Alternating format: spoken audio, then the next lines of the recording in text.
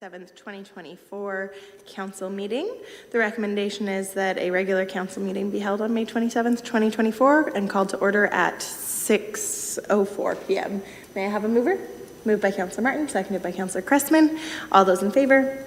That carries unanimously, and we'll be jumping right into the recommendation to go into closed for May 27th, 2024 at 6 p.m. at the Wilmot Administrative Complex in accordance to Section 239 2B and D of the Municipal Act of 2001 to consider the following: a human resource matter, Section 239 2B, personal matters about an identifiable individual, including municipal or local board employees, and Section 239 2D, labor relations or employee negotiations.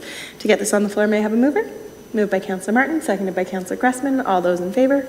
And that carries unanimously. We will reconvene at roughly 7 p.m.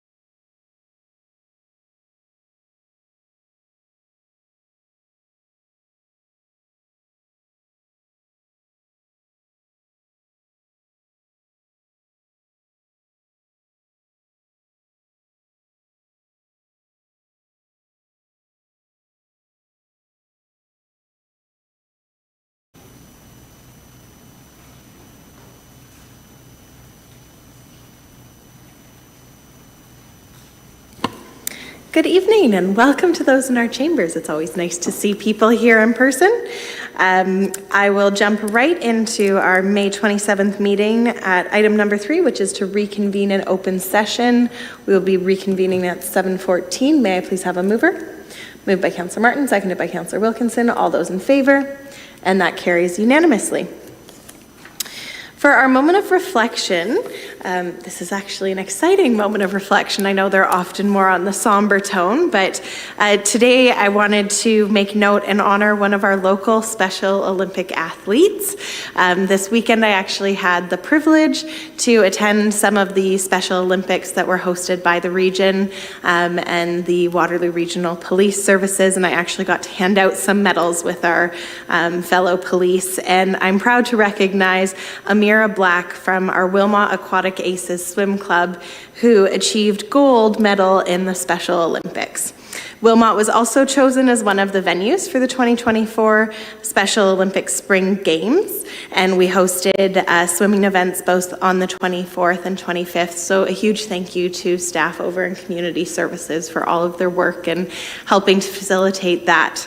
And to everyone who went out, I know that the crowds were quite large at points in our swimming viewing area. But Amira herself swam in 4 events, reaching a personal best in the pool at the Wilmot Rec Complex, and is going home with 3 gold medals and 1 silver medal. So congratulations, Amira. And thank you again to the Wilmot team as well as the local regional team for hosting the Special Olympics. With that, I will turn it over to Councillor Sadhu for our territorial land acknowledgement. We have gathered in Wilmot Township on the traditional territory of the Neutral, Anishinaabe, Haudenosaunee, and Mississauga peoples.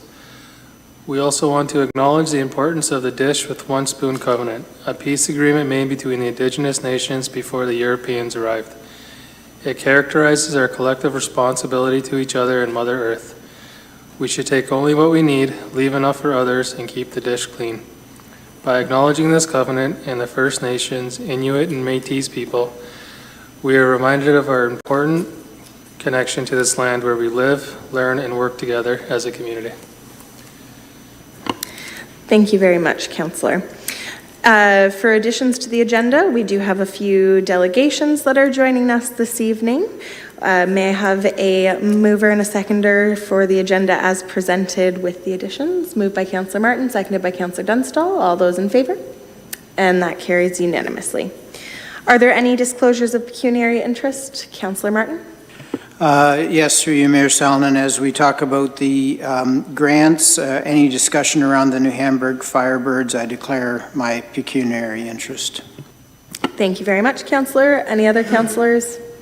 I myself, also on item 12.1 for the grants, will be disclosing a pecuniary interest for Waterloo Oxford and for the Wilmot Agricultural Society, at which point, Councillor Martin, I believe you are our acting mayor, so I will switch it over when appropriate.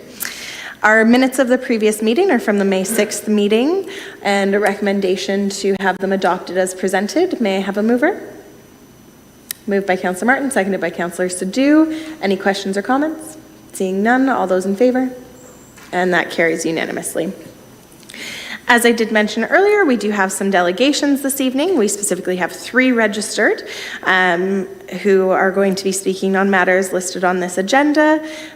When we get to those items, I will call upon each delegate individually at their time to speak. And in order to maintain a respectful and orderly environment during the meeting, I just request that all delegates respect the following guidelines. Please not to interrupt any councillor, staff, or other delegates while they are speaking. Refrain from making derogatory remarks about councillors, staff, or others, and do not use hate speech or defamatory comments, as well as to stay on topic to what you are here to delegate on as regards to the agenda. Beyond that, I mean, most of you have already been to our council chambers, so I won't keep drilling in the message there.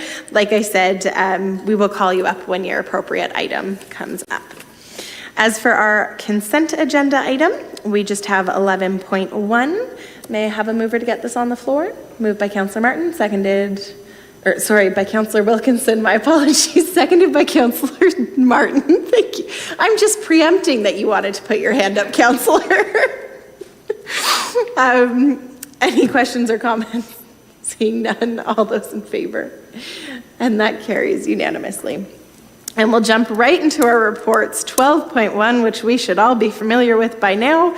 This item was deferred again from the May 6th council meeting in order to receive more information from staff. The main motion as amended has already been moved by Councillor Cressman and seconded by Councillor Sadhu at the April 22nd, 2024 council meeting. I will call upon our Director of Community Services, Chris Catania, to introduce the report, if you feel that there's more to introduce at this point. I will introduce, thank you, Mayor Salonen. This report makes recommendation to Council for the award of community grants of the 2024 Community Grants Program. For context, Finance was historically responsible for the municipal grant program. As a transitional year, Community Services was consulted, providing context to the organization's services, programs provided, and any specifics regarding in-kind services that were provided based on the township's affiliation policy. As a transitional year, Finance and Community Services tried to balance the needs requested, not to create a precedent until a complete review of the program can be evaluated. This transitional period also allows the team to liaise with all groups well in advance, having an understanding this program will see a fair and balanced changes for 2025 that may or may not impact future applications and approvals. The budget for 2024 municipal grant program is $70,365. The list of proposed grants from the staff totals $70,155, leaving a balance of $210. Happy to answer any questions council may have. Thank you very much, Director Catania. With that, councillors, we will jump right in if there's questions or debate, if anyone wants to start on that. Councillor Sadhu. Thank you. Yeah, so I was looking over all the applications from all these wonderful organizations and that are asking for grants. I know there is a limited amount of resources that we can give in terms of grants. One thing I had noticed is some organizations have very little in their coffers as far as funds. And then there is some organizations that have well into the six figures sitting in their coffers. To me, it feels it would be more fair if moving forward, we could implement something that says to the effect of, if you have over, let's say, $100,000 or $150,000 in the bank, well, we were like, you're doing a great job, but we need to focus on these organizations that need it the most. Not necessarily for capital costs. We can keep that door open, like if they need help with some capital costs, but for operating costs, it's tough to support when I see there's so much money in the bank already, and then through the grants program, we're asking for further taxpayer money to help with their operating costs when they are in a strong financial position. So I want to throw that out there and see what my fellow colleagues have to think about that. Thank you, Councillor. Before we continue the conversation, I should clarify, right now we're talking about everything excluding the Firebirds due to conflict and excluding Waterloo Oxford and the Wilmot Ag Society, just so as we're talking, if we can keep that in mind, councillors, and then we will come to those items after.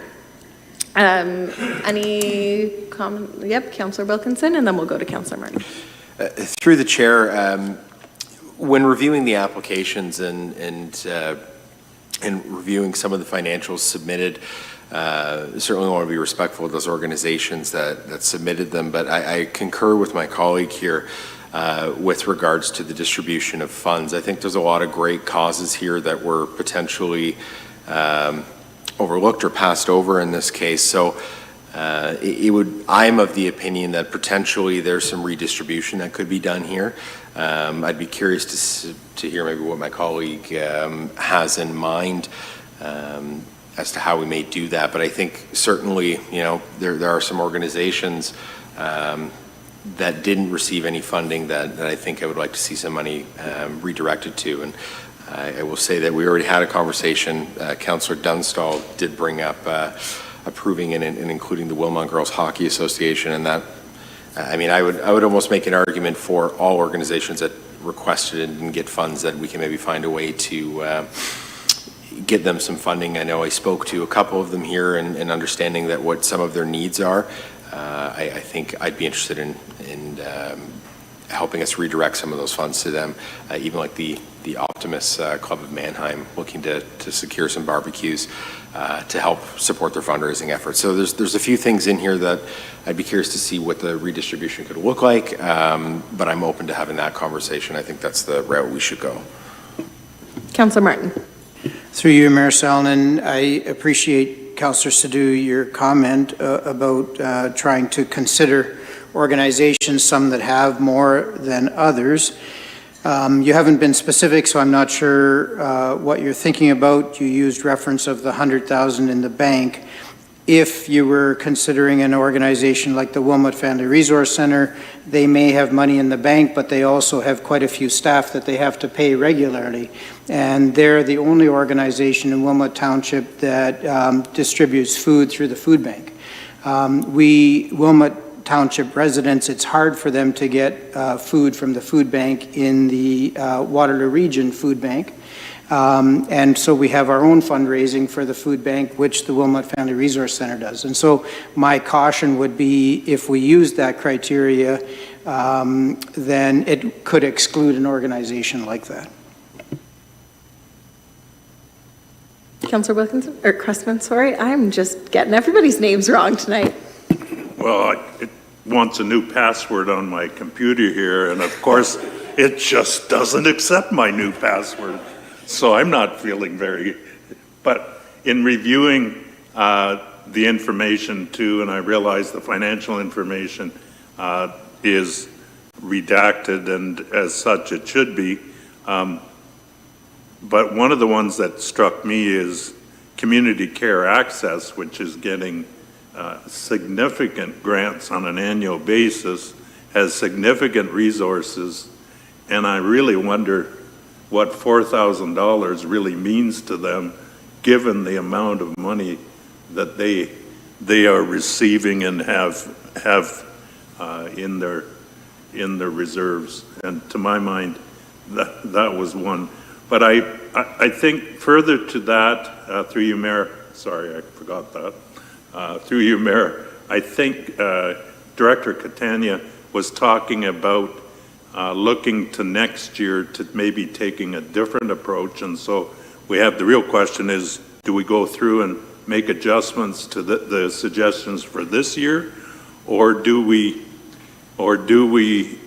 give direction on what we would like to see for future years, or do we want to do both, I guess is so I would ask Director Catania to respond to that.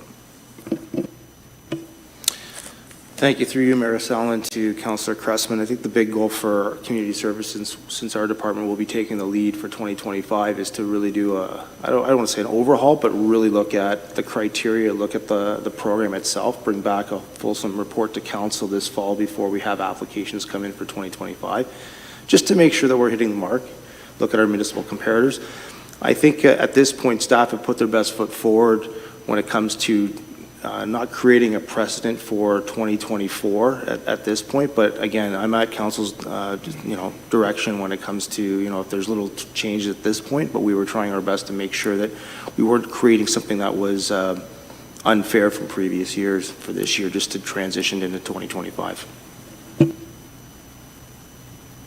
Councillor Cressman. Through you, Mayor, to Councillor Martin, who, as I understand it, was on Community Care, Wilmot Family Resources, correct my Resources Board for a period of time. And again, I see their two grants really making up half the grants that we are making here tonight.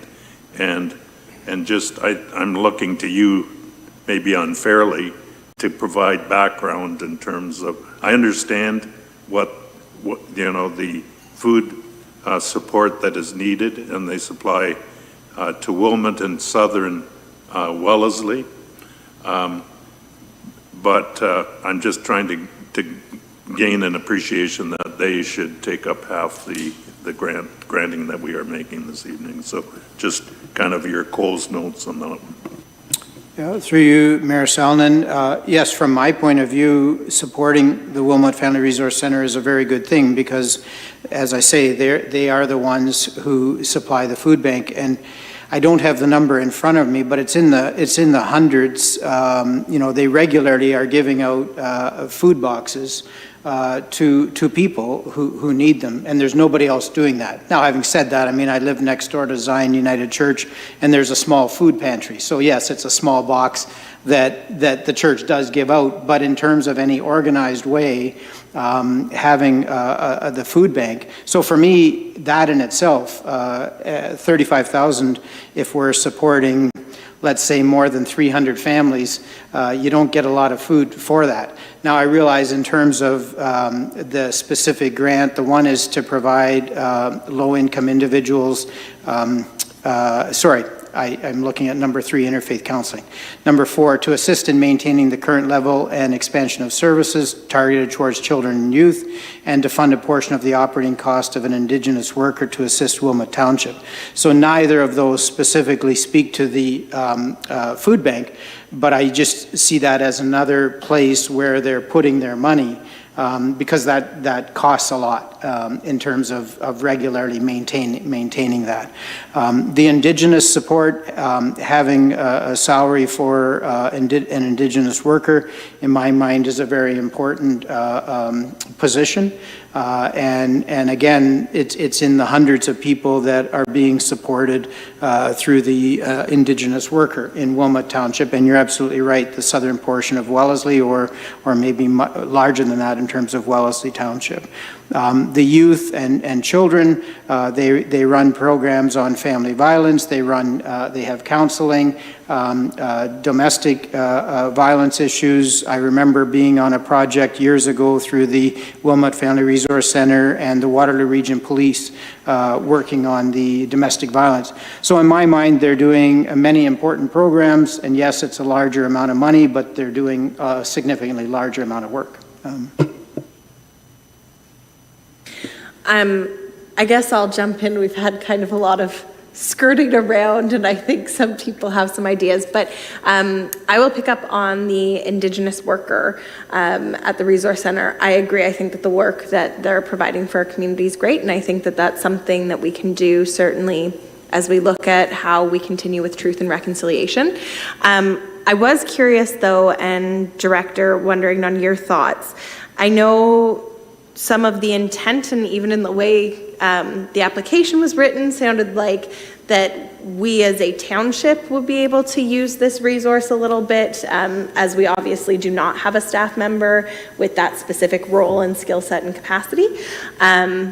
I'm curious if we could look at perhaps providing that funding, but with a memorandum of understanding in terms of us being able to access that individual to help us when we're looking to do more work in that space, and just ensure that both, of course, they continue to serve the community in their capacity at the Resource Center, but if that's something that would be out of the ordinary or possible, and your thoughts on that.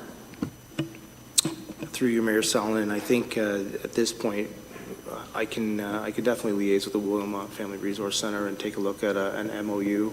There's definitely ways of tightening up some of our partnerships that we have in the community. That might be one angle as well. I don't know if I would really suggest it's on, funding is contingent upon and really tie them that way, but I think part of my role would be looking at further expanding our partnerships and formalizing them more efficiently across the board of the community, but this would be a start with the Family Resource Center. Thank you. Yes, Councillor Dunstall. Thank you. Through you, Mayor. A couple of things. I agree with you wholeheartedly, Mayor.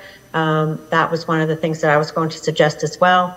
I know that during the years I have tried to reach out, and it was explained to me that typically was not something that occurred between council and our liaison for the Indigenous. So I would like to see exactly what you talked about. Also, I wanted to ask Director Catania if when you're revamping, if we can have something in there that specifically asks for them to tell us what they did with the money, the taxpayer money, not to the detail, but what came of it? How did it benefit their organization? I would appreciate to see that as well. Just to clarify, Councillor Dunstall, so the second part that you're talking about is as Director Catania and his department revamp this grant program, that all recipients would have to do that going forward? Is that what you're? Yes. Okay. Yes, I mean, if we're giving away taxpayer money, I think they'd like to know how it's being spent. So, yeah, absolutely. Absolutely. Just wanted to clarify that it wasn't directed specifically at the Indigenous worker. No, it's not. No, it's Okay. across the board. Perfect. Thank you. Director Catania, did you want to comment on that? Through you, Mayor Sallin, I'm going to actually turn this over to CAO Chambers. Yes, I'm happy to work with Wilmot Family Resource Center on an MOU.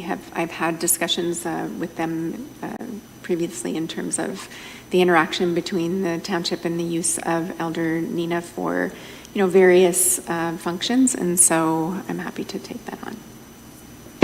Great. Did you need that as an amendment for direction, or are you happy to just take that as direction out of this meeting? Through you, Mayor Sallin, happy to take direction from this meeting. Very good.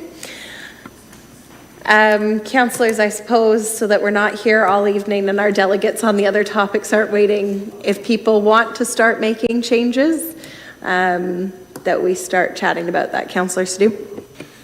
Yeah, I would like to, item number 18, the Optimist Club of Mannheim, they're asking for $47.50.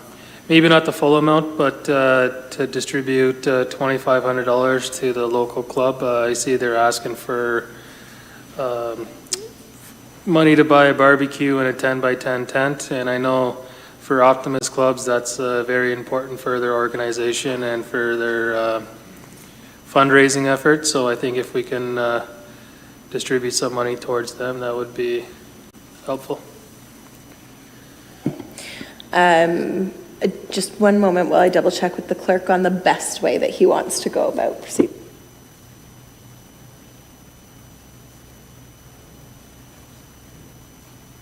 So the clerk is suggesting that we do these item by item, essentially, going through the list. So for each item, we can either decide to leave as suggested or reduce or add funding.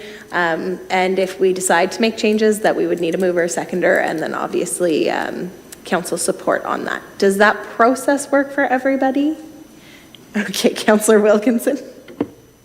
Through the chair, I think the process would work fine, but a question more to either Director Catania or Director Clark related to the funding part of it. Are we currently in a situation where we have any additional funding to potentially increase some of the grants that were not given, or are we in a situation where we have to pull from grants that have been given and sort of redistribute, if you will? Through you, Mayor Sallin, to Councillor Wilkinson, we would have to look at redistributing some of the funding that's already been allocated in the proposed program. We have, I believe, approximately $210 left that would be sitting there, so that's why it has to be redistributed. And through the chair, a follow-up to that, does that include the $2,500 that was previously discussed and approved for the hockey? Through you, Mayor Sallin, to Councillor Wilkinson, correct. It does include the Wilmot Girls Hockey Association. Okay, so that, as it stands, is funded? Yes, correct. And just for clarity, none of these grant funds have been approved yet. This is the proposed amount as it is. So just if anyone's thinking that we're suddenly going to be pulling the rug out from under someone, these are all currently proposed still. Okay, so with that, I guess we do have Councillor Sadhu has moved for item number 18 for the Optimist Club to receive $2,500 in funding this year. Would there be a seconder for that? Seconded by Councillor Wilkinson. Does anybody want to comment on that specific amendment? Okay, seeing none, I'll call the vote. All those in favor? And all those, okay. That's in favor, I'm assuming, Councillor Dunstall? Perfect. There's just a bit of a time delay, so that carries unanimously. I think then just for sake of time and ease, we will just go down the item the rest of the way from number 1, skipping over the 3 that will be dealt with after, and proceed that way. So for the Wilmot Horticultural Society, currently their requested amount was $2,787.20. Proposed amount is to give them $2,800. Anybody want to change that at all? Councillor Wilkinson? Through the chair, in the interest of having to redistribute funds here, I would move that we amend that amount to $2,500 for approval. Okay, is there a seconder to make that 2,500? Seconded by Councillor Sadoo. Questions or comments at all? I guess my only comment would be, I would maybe be more interested in doing the 27,870, just being familiar with obviously the redacted part of their statement, and I know that they beautify a lot of the township specific spaces, so I would just personally want to see it at what their request was. And I know that's getting down to dollars and cents kind of, but I think that's what this is going to wind up being. So I personally won't support what's on the floor at the moment. I don't know if you want that as a friendly amendment, Councillor Wilkinson, or if you'd prefer to keep it as is and vote on that. Through the chair, I'm just looking at it and looking at the math real quick. I think we need to come up with a substantial amount of money as we just approved. So I'm open to the discussion on it. I still think we need to probably claw back by 300. Okay, that's fine. Councillor Dunstall for a comment? Thank you. Through you, Mayor. I was wondering if it would be easier to perhaps take a percentage from everyone. If it's 70,000 and we're looking at 2,500, I'm not that great in math, so I can't do it right on the spot here. But it appears to me, I mean, if it was 10%, that would be 7,000. So 5% would be 3,500. So perhaps 3.5% or something across the board would give us that amount. Sure.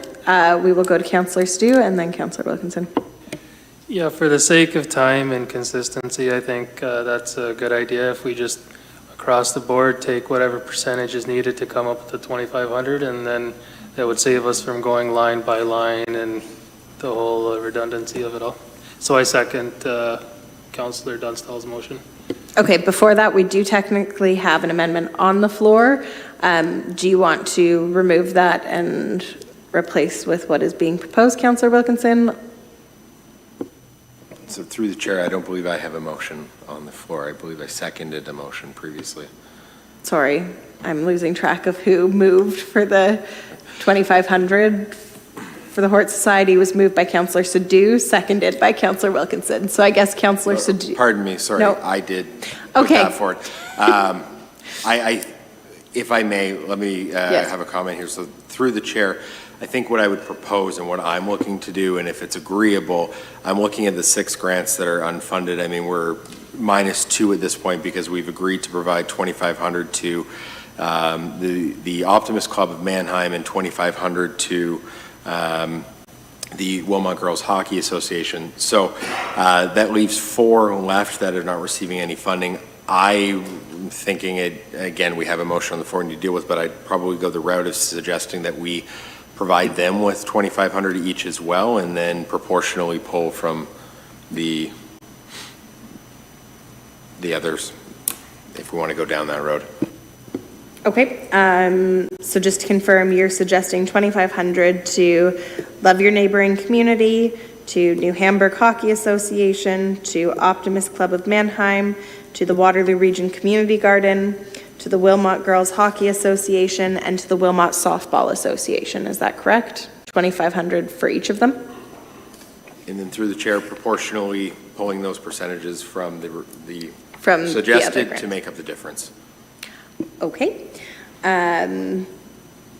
With that, then, so we have redacted the other motion that you, or I guess amendment that you had put forward. That has since been removed, just so that our clerk and I are on the same page here. You've now put forward this motion. Do we have a seconder for that? Seconded by Councillor Sadoo. Questions or comments, councillors? I do have one on the Waterloo Region Community Garden. certainly sounds like an interesting venture. I am also trying to be cognizant, and I do appreciate it would be providing a service for our local community, but I do also recognize that they are a larger, broader organization, as well as it would be a pilot. I don't actually know if what they're describing can be done with $2,500, and if there is something that could be done outside of the scope of what they're suggesting. Like, I'm just not certain where they'd necessarily come up with the finances to be doing the project. I would be open to perhaps keeping as staff suggested and not funding that one this year, as it's not something that currently, this particular part of what they do as an organization has not been taken off yet and started. I would be open to looking at that. And I would also want to have Director Catania comment on the Wilmot Softball Association, as I can appreciate that's probably capital spending that is the responsibility of the municipality and not actually on the individual organizations that use our resources. Through you, Mayor Sallin, that's correct. The decision by staff here with that amount of money that was requested, I think there's some history here with Parks Boards and what was installed several years ago. Now these batting cages themselves are, they're assets that are showing some wear, and it's something that as we, with our department, are looking at all of our assets, something that we're not really asking our community groups to be funding. So since we own the asset, this will be something that we would be putting into our capital plan to look at replacement. And if it needs to be done immediately, then we'll be looking at 2025 to put a capital request in for that. And so far as you know, for this season, it is in working condition, that it's not causing safety risks to renters? Through you, Mayor Sallin, that is correct. If it was a hazard, then we would obviously have to look at immediate repair or replacement or potential decommission. Okay. Councillor Wilkinson. Through the chair, I'm open to taking those as friendly amendments if my seconder is as well, thus reducing the need to 10,000 or 5,000, actually 7,500 because of the other the Wilmot Optimist or the Mannheim Optimist we need to distribute for those funds as well. I'd be open to that. Okay. Councillor Stu is the seconder. You're okay with that? So then, just to keep everybody on track, that means Love Your Neighbor Community would be getting $2,500, New Hamburg Hockey Association would be getting $2,500, Optimist Club of Mannheim would be getting $2,500, Wilmot Girls Hockey Association would be getting $2,500.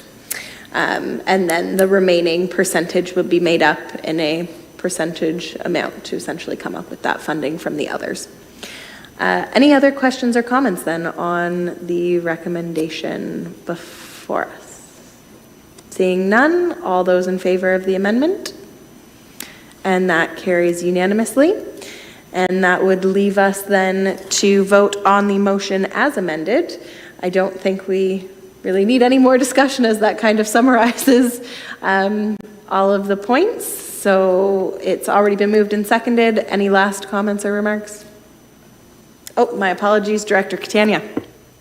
Through you, Mayor Sallin, just for some clarification and clear direction here, just looking at a running tally, we are at, I just want to make sure we're clear for staff, $80,155. So we're over by about $10,000 from the simple math, and just want to make sure the direction is clear so that we can make sure that we're within budget for everybody. Yes, so my understanding, however, correct me if I interpreted wrong, is that that money that we've just gone over on will be funded out of taking a percentage then from the remaining ones that currently have distributed funds. Is that correct? Through the chair, correct. The idea here is to end up at the $70,365 budget, but just making sure that we're proportionally taking from the groups to fund the additional approvals. Thank you. We'll make that work. Very good. All right, with all of that clarified, all those in favor? And that carries unanimously. And we will now deal with the New Hamburg Firebirds, specifically on this grant system. Councillor Cressman. Can Can I be excused just to go upstairs? I am being frustrated by this password thing. I will let my fellow councillors, we've got quorum in here, my ignorance is fully exposed. Or my computer illiteracy. I've tried everything from soup to nuts on this password thing. So I'm going to go and find Carl. Absolutely, Councillor. If it's, when they ask for a new password, right when you start council. and it always seems to happen that way. Yes.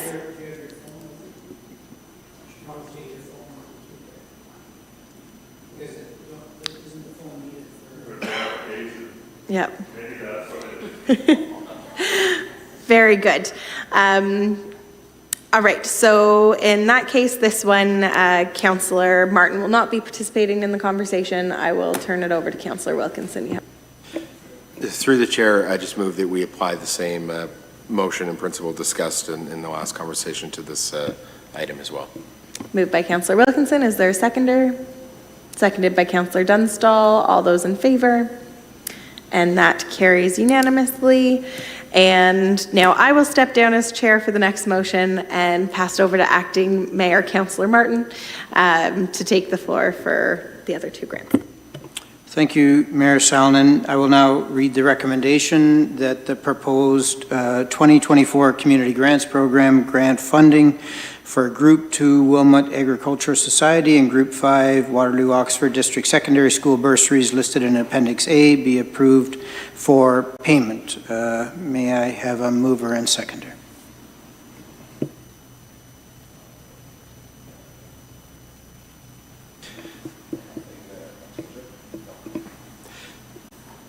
So moved by Councillor Sadhu and seconded by Councillor Wilkinson.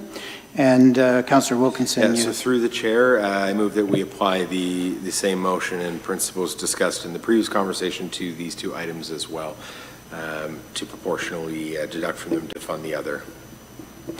do we, Clerk Bunn, do we need to have a motion on that? Or just simply, is that understood when we vote? I would just say, as long as, through you, Chair, as long as Councillor Sadhu is comfortable with that, it would be a friendly amendment. We could do the meeting. So with that friendly amendment, can I call the vote? So I call all those in favor? Any opposed? Carried. Thank you very much, Councillor Martin. Now we will jump along to report 12.2, and the recommendation is that Council receives report CAO-2024-08, staffing requirements and timeline for proposed quarterly reporting. To get this on the floor, may I have a mover? Moved by Councillor Martin, seconded by Councillor Wilkinson, and I will now invite our CAO, Sharon Chambers, to introduce the report. Thank you, and through you, Mayor.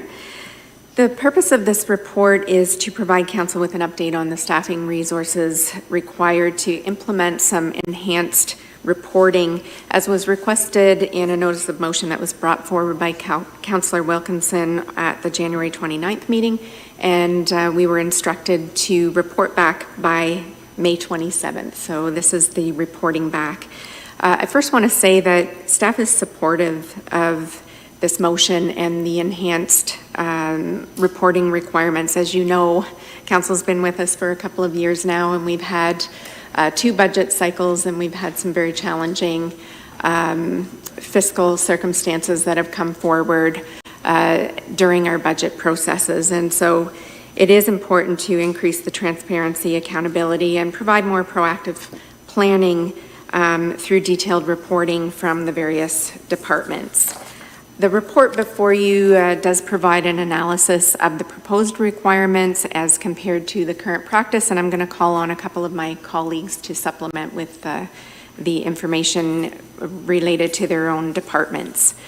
So first, in terms of the request for departmental quarterly reports, the motion asks for each department to submit a report to Council, including key accomplishments, key performance indicators or KPIs, budget update, upcoming projects, potential challenges, and priorities for the next quarter.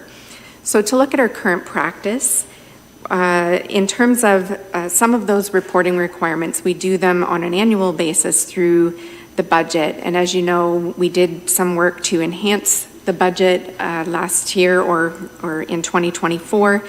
Staff developed an updated budget book, and that does include a service delivery summary for each department, which outlines some key accomplishments in the previous year, major initiatives, upcoming projects, pressures, and challenges for the coming year.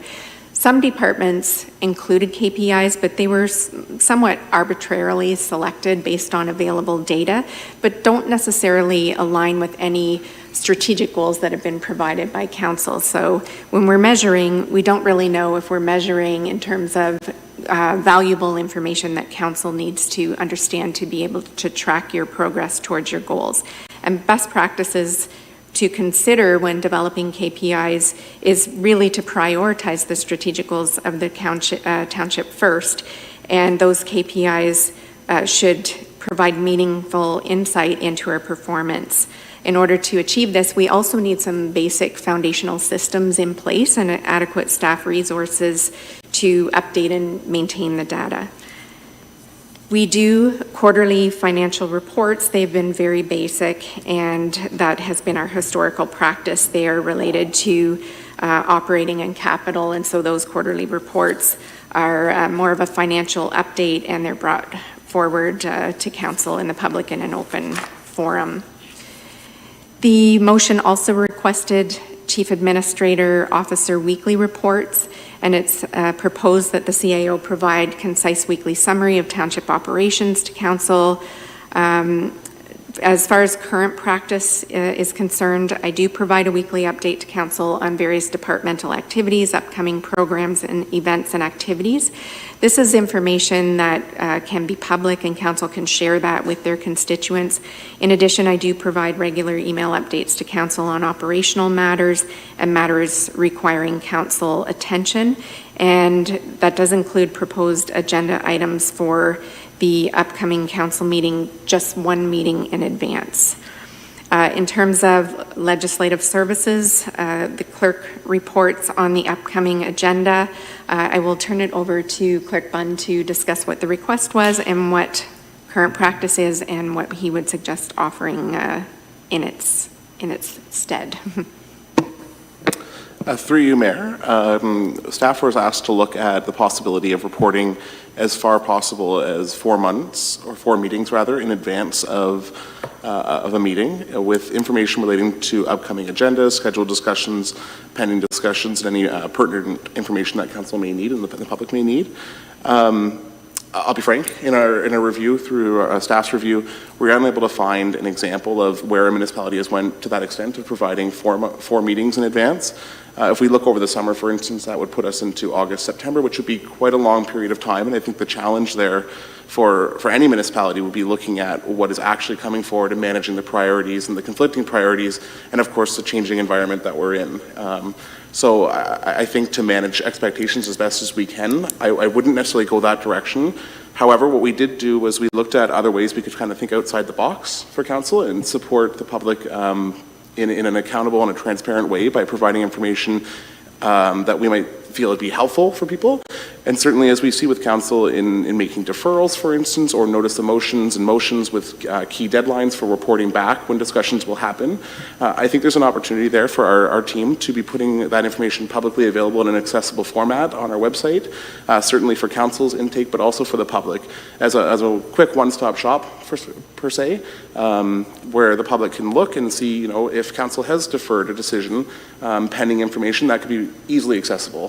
So I think perhaps to Councillor Wilkinson, it might meet what you were looking for in terms of that intent of making information available, but certainly I think the 4 meetings in advance might be a little bit of a struggle for us in terms of managing expectations, if I'm being quite honest with you. But I'd refer back to the CAO to continue on. Thank you, Clerk Bunn.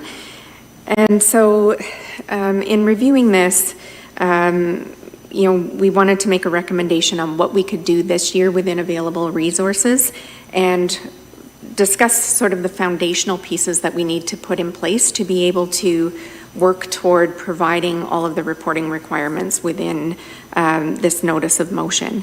As you know, we've hired our new Chief Financial Officer, and he's been on board for a couple of months now, and has been really focusing on, getting a good picture of our current financial situation and also preparing for the upcoming budget process. And with that, he is reviewing the township's financial practices, systems, and reporting framework. Right now, we need to focus all available resources toward that work as we seek to improve our budgeting process for this year so that we can get good information in front of council to be able to make informed decisions. In light of the fact that Director Clark has been here just such a short period of time, it's difficult for us to estimate a timeline in which we could work towards this quarterly reporting, but I am committing to working with Director Clark to review the quarterly reporting framework to see if there's opportunity to make immediate improvements to get you better information. And then I will turn it over to Director Clark to talk about how he seeks to enhance the financial reporting for council. Thank you, CIO. Through you, Mayor. I have been here almost 2 months now, so I am starting to get my head around things, and a lot of the time has been spent reviewing what we've done in previous years, where we're at currently.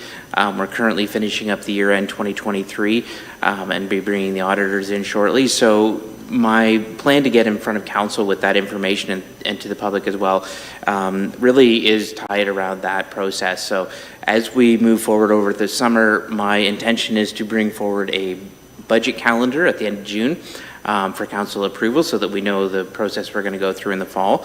And then in July, bring forward our financial statements as well as year-end reporting for 2023. And at that time, probably some preliminary indications for June, but they're going to be very preliminary. And then in August, further to Sharon's comments about foundational, my goal is to get some policies regarding budgeting, reserves, reporting, debt, and other various financial aspects in front of council for approval before we get to budget. So based on those policies and processes, we can then determine what gets reported quarterly. So, the idea of KPIs and different metrics are obviously very important to the finances and how we manage them, but understanding which ones are important and which ones are going to guide our progress is really based on those policies that we have in place. So we don't really have anything to measure until we put that policy in place and determine where we're going and where we want to get to and what we want to measure against. So those policies will help us set guide rails in terms of how we manage our finances, guidelines in terms of where we're going, and sort of those metrics that would determine whether we're doing a good job or not. So I hope to have that all in front of council before the end of the summer so that we can have a good budget discussion around how we implement budget decisions to support those directions, and then have different, the various outcomes reported on throughout 2025. We can definitely provide quarterly reporting. It's just the level of robustness that may or may not be available based on both the financial systems, but also the capacity within the team. We have a team that's very, very dedicated and very dedicated to customer service and administrative support. We don't have a lot of capacity currently, with some vacancies, to do the analysis and the additional work that goes into providing some of that background that supports a KPI. It's easy to measure against a KPI once you've done all the background to determine what that KPI is and how you're going to measure it. Without that basis, it's very difficult and time-consuming to do all that work. And right now, we don't have the capacity. Our focus is on developing policy, getting through year-end, and getting back in front of you for budget. But it is definitely the long-term strategy to get better at measuring and get better metrics in front of council so that we can report better how we're doing overall financially.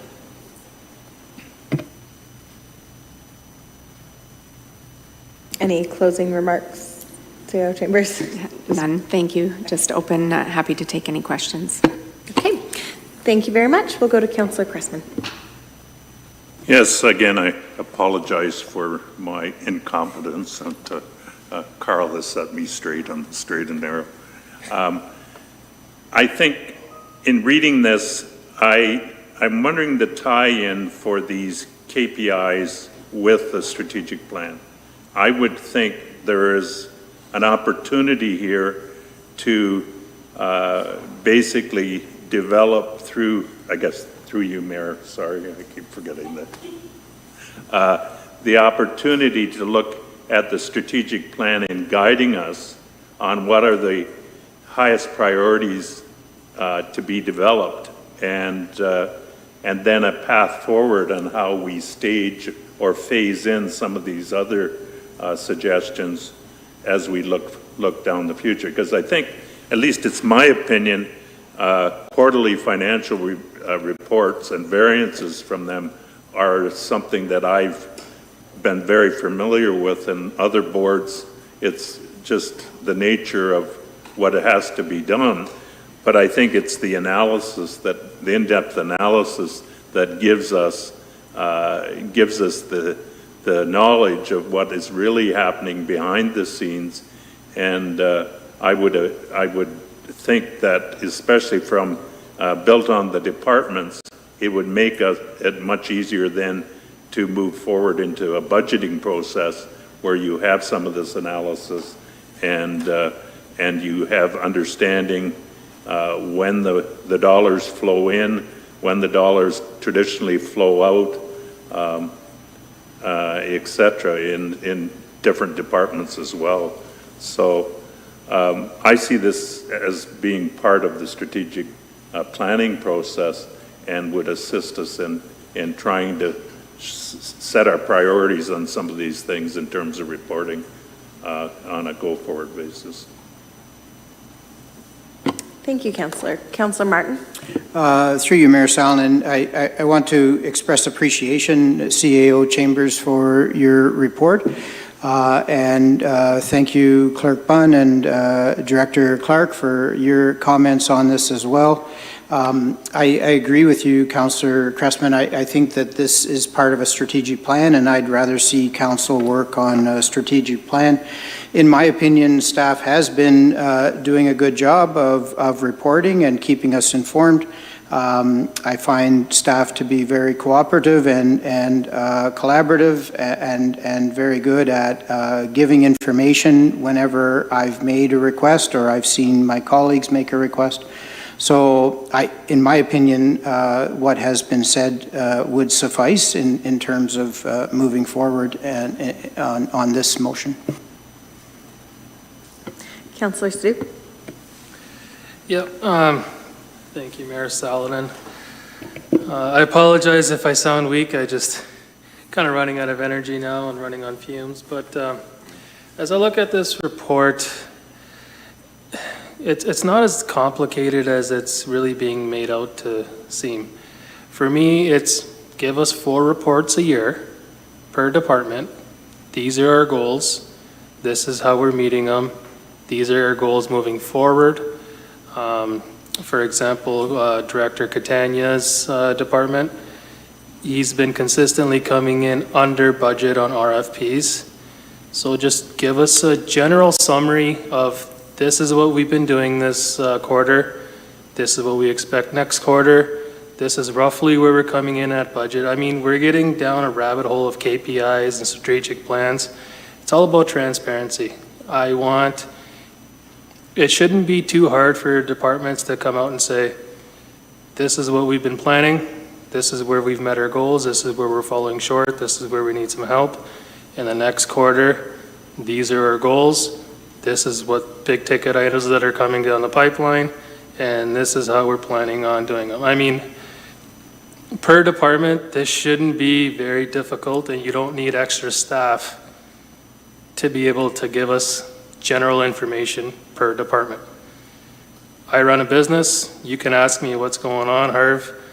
I know it's a much smaller scale, but each director knows what's going on in their own department, and it shouldn't be that much of a challenge to just give us a general report 4 times a year, just an overview of this is how things are going, and this is where we're meeting our budget, this is where we're over budget. And obviously, throughout the process of overhauling the budget, we can get further into KPIs and key performance indicators, but let's not get hung up on that thing specifically. It's just about transparency, and let's have a quarterly review of each department that just says, this is what's happening. It's not rocket science. I will just quickly remind councillors, right now what's on the floor is this report itself. The motion I will be pulling up that's related to this, I'll be pulling that up after. So just for clarity, as we're discussing and debating, right now what's on the table is to receive for information. But Councillor Wilkinson? Oh, okay, Councillor Dunstall. Actually, thank you through you, Mayor. You've clarified this report versus Councillor, I'm having a difficult time as well, Wilkinson's motion, so I will hold my comment until that time. Okay, thank you. Any, Councillor Wilkinson, yeah. Through the chair, yeah, I would, there's a lot of discussion here that I would like to echo, and I appreciate everyone's comments. I think I certainly appreciate the report. I may disagree in some areas, but I think the idea that we can potentially scale back and find a solution on the meeting reporting or the information reporting from the clerk's department. I like the idea of a suggested dashboard and sort of plotting out some of the things that we defer or move for later discussion is very important. So I do like that. The comment about sort of the finance department moving forward and sort of deeper diving into the budget process as well as our overall financial picture. I think as that department continues to sort of be reformed and looks at new software and systems and policies and procedures, that this is something that Director Clark can build into what he's doing. And I think the important piece, and I'm walking away, and I know we're going to discuss the motion in a minute, but is can we set this in place as a directive and policy moving forward and then have it roll out over a number of quarters? That seems reasonable and fair, but I would hope that this exercise in terms of identifying KPIs and providing analysis is built into some of the reforms that are taking place in the finance department. With regards to CAO Chambers, you had commented on regular quarterly reporting. I'll be honest, I think we've only seen the two budgets and maybe one midterm report since we've been elected. So while it may be discussed in the past as general policy, again, the whole purpose of this is really to help it move forward to be actual policy and expect that the reports come forward. My hope is that it's not going to be too much of a burden for directors, but rather that they can look at this and sort of use it as a self-analysis or reflection on what's happening in their department. And the summary pages that were provided along with the budget report that we got last year was sort of along the lines of what at least I envisioned, is that this is what we've accomplished, this is what we're working on this quarter, this is what we're looking at in the future, these are some potential problems, there's some things that deferred, and then to Councillor Cressman's point, it's really looking at the departmental variance against the budget and saying, we had unexpected expenses related to this project went up. We had savings in other projects or RFPs, we saved. So I think that's just sort of the idea, is that it doesn't need to necessarily be a long report, but rather just an overview of what's happening so that we can ensure we're getting full transparency, that we're constantly looking over taxpayers' dollars to make sure that they're being respected and spent and focused in the right areas. It helps us also reset priorities or potentially bring attention to some areas that maybe are further down the horizon than we'd like to see. So that's sort of my thought. I appreciate the insight in it, but I agree that we could tie some of this into maybe that the strategic planning piece, but also some other things that I think we can implement just as general good governance and policy moving forward. So I appreciate the report, and then I look forward to hopefully discussing the motion here and moving forward. Very good. The one other thing I would want to add, and part of this is directed at staff. I know a lot of you watch us online, and many of you are in person. I personally want some of the reporting too, because I know you guys are doing amazing work that I just don't always hear about. And so, for example, I know we actually have our castle who are going to be coming up and giving their annual update. And I think it's a really fantastic way to highlight that reporting like this gives us an opportunity to celebrate the great work that is happening in our organization and that our staff do. And I think it gives a formalized process to be able to see that coming forward too, and yeah, celebrate all the wins along the way. And even if that win is just having your RFPs come in lower, or if it's some other really great news, that's personally what I see as one thing that maybe the tone was a bit not quite looked at, because it seems a lot of focus on KPIs and, you know, what are performance outcomes. But at the end of the day, remembering that we're doing really great work in our community, and I think it's a good opportunity to recognize that.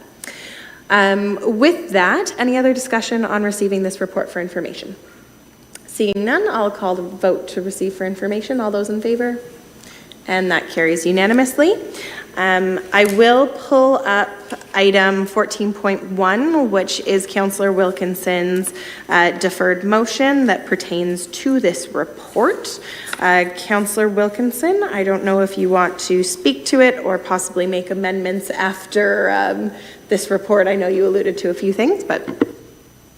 Through the chair, thank you. So if we're bringing this up, I think I just said a lot of what I'm hoping to aim for this, and it's really just to install this as policy moving forward. And does it necessarily have to be perfect the first time around? No. I think it's and to your point, I appreciate you bringing up how great our staff are and the work that they do. It's true. And this allows us to go back to public and show them this is the result of your tax dollars. This is what things are being spent on. This is the work that's being done.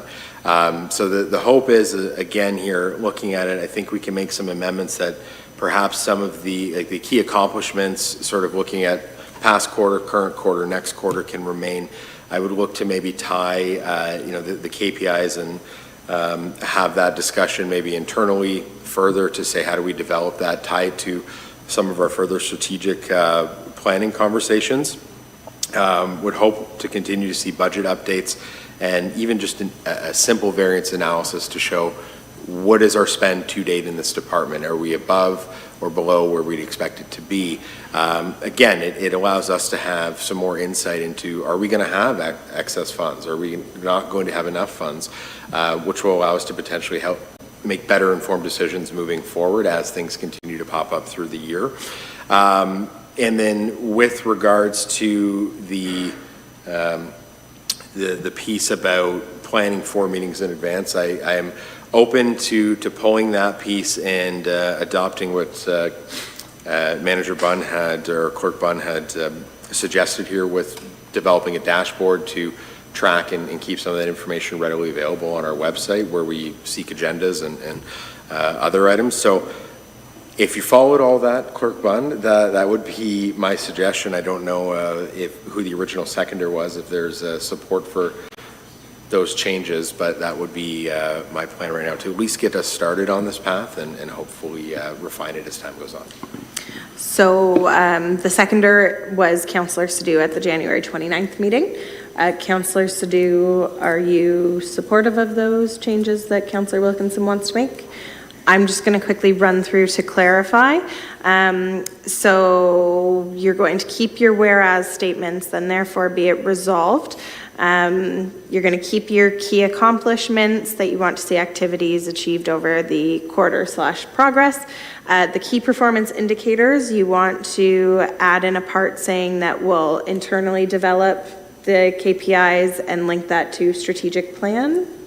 Through the chair, if I may add to that, if it's agreeable, I'd like to see that reported back by our next budget. I think that gives us sufficient time to maybe work on some of those items. They don't have to be perfect by any means, but at least have some framework in place. So for specifically the key performance indicators correct. part that we bring back for budget, what some of those are going to look like, or at least going forward, where we're going to start. Okay, so adding that time in for budget. Then the budget updates you want to keep as is. Upcoming projects, keep as is. Just to clarify, I'm assuming that would be related to capital projects you're referring to? Through the chair, really, I mean, any projects that are ongoing, I mean, we can talk about, potentially, I know we're taking on the management piece related to Snyder's Road reconstruction here on the second portion, talking about things that we accomplished, where we're at in the project, more so just a general update. It doesn't necessarily have to be a capital forecast. We get that with budget, but rather saying, this is what we accomplished within our department, this is what we're working on right now, and this is what we're looking forward to in the next quarter. And it can just be simple, nice things like installing stop signs, or, we paved over this portion of road, or we filled this pothole, or we approved this many development applications. Things along those lines is kind of what I'm looking for. Okay. Potential challenges and priorities for next quarter, you're going to keep as the same. Then your first, further be it resolved, you want to see the CAO administrative provide concise weekly summaries. As we've identified, that's already being done. You just want to make it a formal policy. You want to remove the next further be it resolved regarding the clerks and the 4 meeting in advance, and instead add the clerk's recommendation from the report that we just received for information, which would be that tracking. I will let the clerk decide what wording he wants to use for that.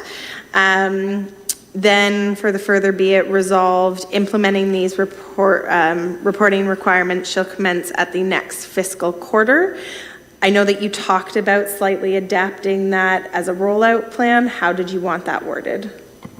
Through the chair, I think the correct approach, based on maybe what I'm hearing from peers and what I'm suggesting, would be that we can do the items minus the KPIs that are in depth, potentially at the end of quarter 3, and then potentially look at having some initial KPIs by the budget process, which obviously happens in the fourth quarter.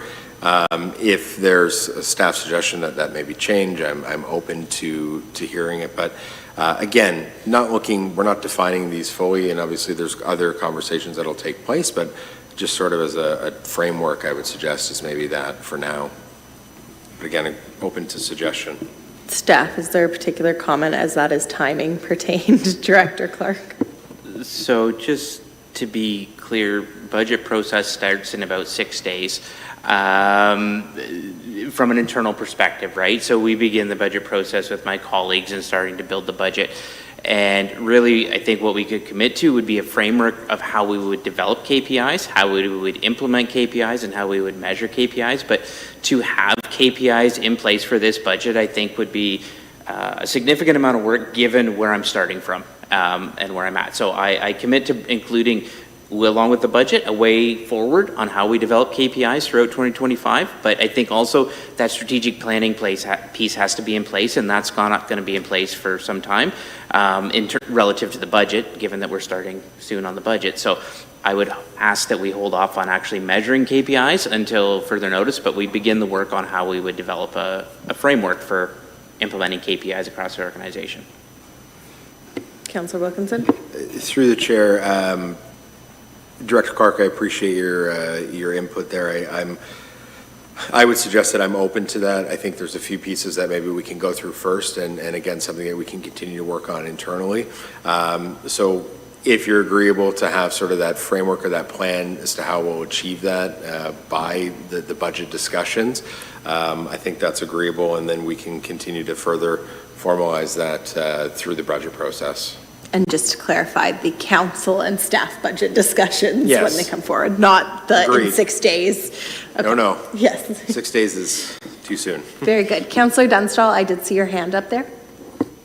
Thank you, through you, Mayor. I wanted to say that I fully support the implementation of a quarterly report, and I recognize their importance not only for council, but for constituents. My concern is that we need to ensure that we have a foundational process, and it's my understanding, and perhaps, I know you haven't been here long, Director Clark, but perhaps you can expand on the fact that my understanding is we don't really have any systems that could give out good reports. And in order to give out some reports that would have significance, not only for council, but for our constituents, it would require a lot of manual work from staff. And I'm just not sure that they have that time available. So my concern is how robust we want these before we get the foundation in place so that we can have these reports generated. So if you could comment on that, Director Clark, I'd appreciate it. Through you, Madam Mayor, to the councillor. That is correct. Our current financial system is a little antiquated. It does its job. It keeps track of dollars spent and dollars coming in, and at a very high level keeps everything organized. But it doesn't provide a lot of detail when we want to drill into how the dollars are spent and what they were spent on and timing, and specifically versus planned expenditures on project or initiatives. It is very high level reporting. So to pull out those little pieces, even on our capital side, takes some time and some manipulation outside of the system. So that's where I say about the KPIs is developing a framework also identifies how you're going to capture data. So it sets out, okay, if I want to measure X, then I need these 3 pieces of information. Where can I get them? How can I get them? How do they get captured? So part of that KPI process to me is establishing where and how we're going to capture that data, and then figuring out the best way forward on that. And one of our projects is to replace our ERP system, but I've had some previous experience at other municipalities. It is not something that is entered into and done lightly. It's not an IT project. It's an organizational change project, because everybody has their way of doing business, and we have to make sure that we're moving all in the same direction at the same time. Finance can't just drop in a new system and say, okay, everybody, here's your login, go to it. It's a much bigger exercise than that. So that is part of our concern of moving too quickly on KPIs, is that we're just not going to be able to find data and information that's meaningful and helpful to individuals to make decisions. So we want to go into this eyes wide open. Let's establish our KPIs and determine what we can measure, and then go from there. Thank you. Okay. Councillor Cressman, and then we'll go to Councillor Martin. So, through you, Mayor, to Director Clark, I guess I would, or CFO Clark, or I'm not quite sure, Treasurer Clark, or Superman, I don't know. That being said, I guess the question is, you said if we want to measure KPI X, at what point do we determine what X is, and where does that come out? Are they standard KPIs, or is that something that we would sit down in a strategic planning process and a work plan and identify what would be meaningful KPIs for the township through your input and from the other directors, and say, here are the ones that we would prioritize as a township as having developed? I'm just trying to, having never gone through this process, I know what I'm looking for on my farm operation. I'm not sure what makes, with your experience, how those are arrived at, or whatever. Everybody knows what they are within the township system. Through you, Madam Mayor, to the councillor. That's exactly the point, is what do we want to measure is determined by what objective we want to achieve. So in your farm, you said for the year, I want to, produce X bushels of X per acre. That's my objective. How do I get there? How do I know I'm trending in the right direction? That's what we need council to tell us. What is the objective that you want from a service like community services, from engineering, from planning? What do you want to see as the outcome for the dollars invested? And then we go back from there and we say, how is the best way to measure that we achieve that? Is it, people coming through the front door at the rec center? Is it the number of building applications submitted and approved? What are those metrics that actually drive the outcome that you're looking for? And sometimes it's dollars spent, and the dollars are obviously important because you want to know how much you're spending per bushel, to get that yield. But at the same time, we also want to make sure that we're focused on the service. So there's that two pieces, and that's where I say determining what it is you want to measure tells us what we need to go away and determine what information, because Chris may have the greatest, registration system, but if it doesn't break it down by type of event or timing or age group or anything, then we might miss the mark on what the outcome is you want to measure. So we really need to know, what is that outcome? Who do you want to service? How do you want to provide them with that service? And then we can go away and tell you the best way to measure that is through this. We have the information or we don't have the information, we can work towards it, and those types of things can evolve over time. So it in some ways can be easy if the information's available and we already know what we're doing, but there could be a lot of work involved if we don't know what we're looking for, and it takes us a bit of time to pull it all together. So that's where I say I don't want us to rush into this until we know what you guys want in terms of objectives, and then we can start to work at developing those KPIs. Councillor Cressman. Yes, follow up. Further to that question, then I would ask, what is the venue or the approach that we would best determine through interaction what we actually would be actual meaningful KPIs? Because I think I agree, garbage in, garbage out. We've all heard that, and so the question here isn't to deceive ourselves and measure something that's going to give us a favorable response, but it doesn't mean anything in the long run. And I could give you examples in my past job where that was, well, I won't go there. But I guess the question is, at what form? Is that a subcommittee approach? Is that strategic planning?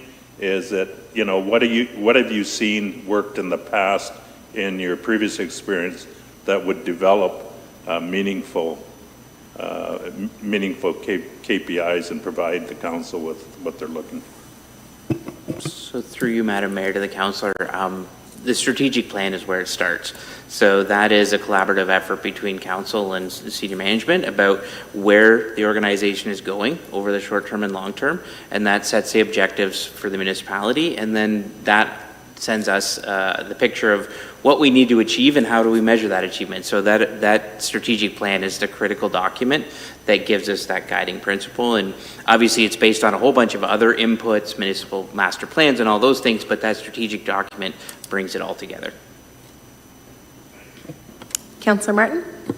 Through you, Mayor Salonen, I think that Director Clark, you just made a good comment in terms of the strategic plan, and so I think that's important that we move forward on that as a council.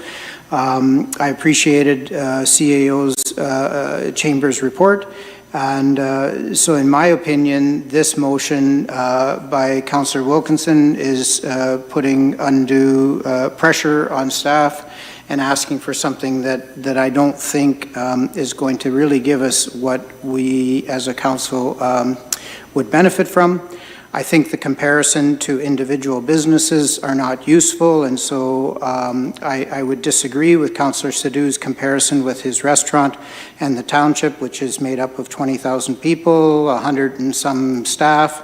I think the staff work very hard, and so I just don't think these individual comparisons of an individual business is useful. So those are my comments. Councillor Cressman and then Councillor Sadhu. So further to some discussion that I had with Councillor Wilkinson earlier, and I was pleased, to you, Mayor, I was pleased that CFO Clark confirmed what I was thinking, that we'd look to refer the KPI discussion to strategic planning and provide the input from council and staff in a collaborative approach to determine meaningful KPIs and things for measurement. And to my mind, that arrives at the end. And so I so moved that would be the So that actually technically is already included in the KPI. When I went through reviewing, Councillor Wilkinson had identified that, and we did have the clerk add that the KPIs would be both internally done as well as alongside with the strat plan. But internally with the strat plan. Yep, both of those the clerk and I already have noted down. But Councillor Sadhu had his hands up, and then we will go to Councillor Wilkinson. Yeah, thank you for that. I just wanted to clarify, I don't see how this is undue work for staff and extra work. I mean, now that we've identified that the KPIs are not going to be included, and will be something that moving forward we will look to implement. And comparing it to a small business may be unfair, but however, I have also worked in the corporate world, and if you walk into a department, at a drop of a hat, they can tell you, these have been our goals, this is what's going on, here you go. It's, for an organization, it's not unprecedented to ask each department for 4 reports a year to just kind of give an overview of what's been going on and what to expect moving forward. Okay, Councillor Wilkinson, and then we'll go to Councillor Dunstall. Through the chair, I was simply going to suggest that I accept the friendly amendment. I think we're in agreement on what that will look like. Perhaps it's just that the timing be maintained for everything else, minus the KPIs, where those will be developed further down the road tied to strategic planning conversations. So I think that's a given with the way we'll word it on the final going, but that'll be it. And then I would just echo some of the comments here regarding organizational behavior in corporate settings. I mean, I would concur, coming from a corporate world where honestly my boss can ask me almost to the granular level what happened daily, what happens weekly, what happens monthly, what happens quarterly, what happens yearly. So some of these things I'm hoping will just become part of our regular policy and procedure moving forward. But I agree, our staff do a great job. So just for clarity, before we go to you, Councillor Dunstall, the part of your motion that refers to timing is your second last, be it further resolved, which is that implementing these reporting requirements shall commence in the next fiscal quarter, ensuring that all departments are given adequate notice and resources to comply effectively. I know that we've discussed, and it seems that you accepted Director Clark's suggestion of developing a framework for KPIs and bringing that to council for our council budget discussions. So that has that component dealt with. I want to confirm, so you're still asking for the remaining reports of key accomplishments and just kind of general overviews to be coming forward starting next quarter, which would be Q3? Through the chair, I would suggest that they're reported at the beginning of Q4 for activities completed in Q3 is the way I would read it. At the beginning of Q4, okay. For activities, but it doesn't need to have specific KPIs, more so just a general overview as we start down this path of additional reporting being added into policy implementation. Through the chair, agreed. Okay, just so that we're all on the same page and we know what we're talking about and going to be voting on. Councillor Dunstall. Thank you, through you, Mayor. I had just wanted to mention, as my previous life, as the Vice President of Operations for a $500 million company, yeah, I could go and ask any department for the information and they could give it to me. But we had robust systems in which they could go and within minutes they could supply that information. We do not have that here. That is not something that this township has. I wish it did, and I think we're going to get there, but I don't think we have it now. And I think when we're asking for these reports, depending on how detailed we get into it, it's going to take too much time. We're in a situation where our finances are not the best, and I really think that's where we should be concentrating our time and effort. That's my comment. Thank you. Any other questions or comments at this time? Councillor Cressman. There's things I like, through you, Mayor. There's things I like about this and where we're headed. The question is, there's some things that are undefined, and I think those definitions should be coming in a strategic planning process where we can sit down and work through. It's almost like we're trying to do committee work here at the council level. And to my mind, I find that somewhat frustrating because we haven't defined what our expectations are. And when we don't define our expectations, that causes, I think, confusion, both individually for us as councillors. I think we're all headed in the right direction, but I think it takes more specific information so the expectations that are put in front of the different directors is very clear. And if we have to give more runway for them to develop what we're seeing as meaningful reporting, then I think our strategic plan allows that phase in of different activities. And I see that as, at least from my experience, what I've seen in the development of strategic plans at OMAFRA through 4 different branches that I was involved, the particular branch that I was involved with cooperated with 3 other branches, and we developed a strategic plan that looked at phasing in of various activities over a period of time. And I think that is a roadmap to success and a roadmap to achieving meaningful results. And so I'm really conflicted on how I vote on this motion. I can't vote with 2 hands, 1 for and 1 against, so I guess I'll have to decide very quickly. I don't know, Councillor Cressman, if you were looking to make an amendment that the, I guess, outlined definitions be identified in the strat plan or brought about internally so that people all know where they are. I don't know if that's what you're looking to make I an was amendment. trying to do that, I guess, earlier, and was told that it was copied down and part of what the clerk had. And so that's where maybe my confusion rises. Sorry, that one, I was referring specifically to the key performance indicators. Okay. That one, Councillor Wilkinson had identified to be done internally and linked to the strat plan. I'm wondering if what you're trying to get is an amendment to have all of the identified, 6 points that we'd be looking for reports back on to be looped into the strat plan or better defined outside of this council meeting. I'm just wondering if you wanted action on that or if you were more so looking to add commentary and show your confliction. I guess I'll float that as an amendment to the, I see the CAO raising her hand. She can maybe give me some direction. CAO Chambers?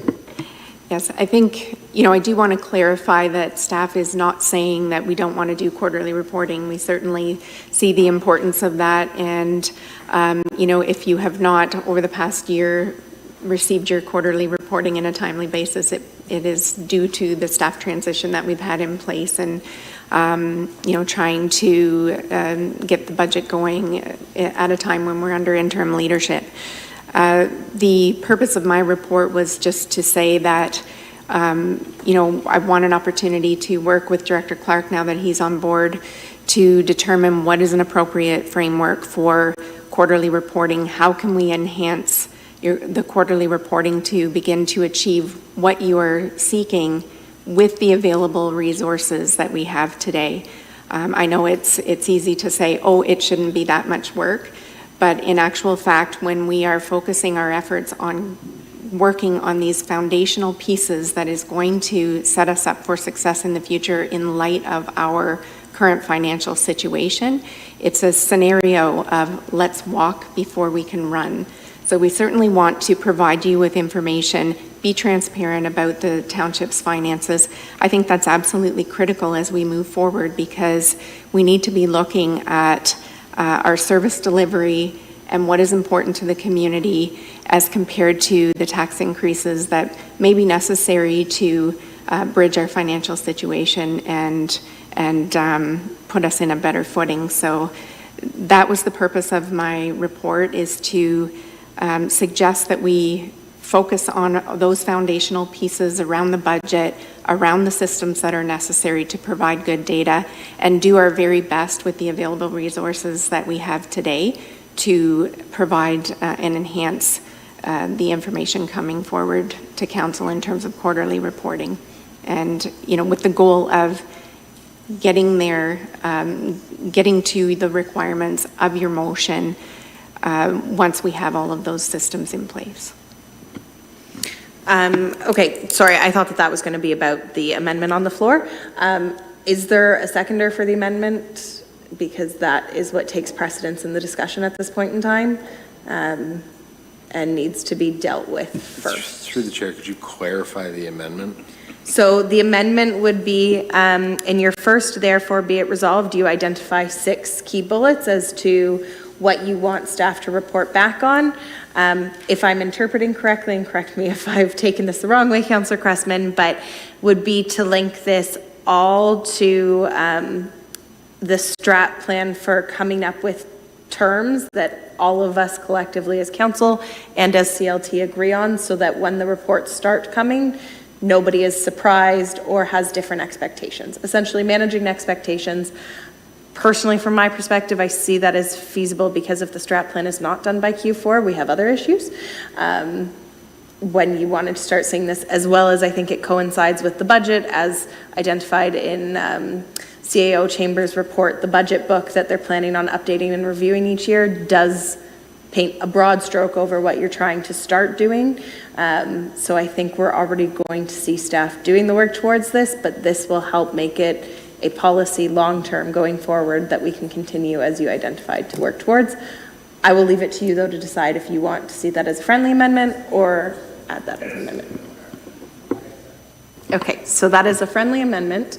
Our clerk has that down, correct? I just want to make sure that we're not leaving the clerk behind at the desk as we're making changes. So through you, Mayor, just so I have got this perfectly clear, the 6 items listed under the first therefore clause are being referred to coincide with the strategic planning process and whatever comes out of that, and at such time staff would then start producing reports in accordance with this list and the goals that were determined as goals and KPIs potentially created as part of that process. Am I interpreting that correctly? Correct. The one thing I would just say is that on the KPI reporting, we have identified that it's a framework coming back. That's right, it's part of the budget process. As part of the budget process. Okay. Okay, Got that right. everyone's on the same page? All right.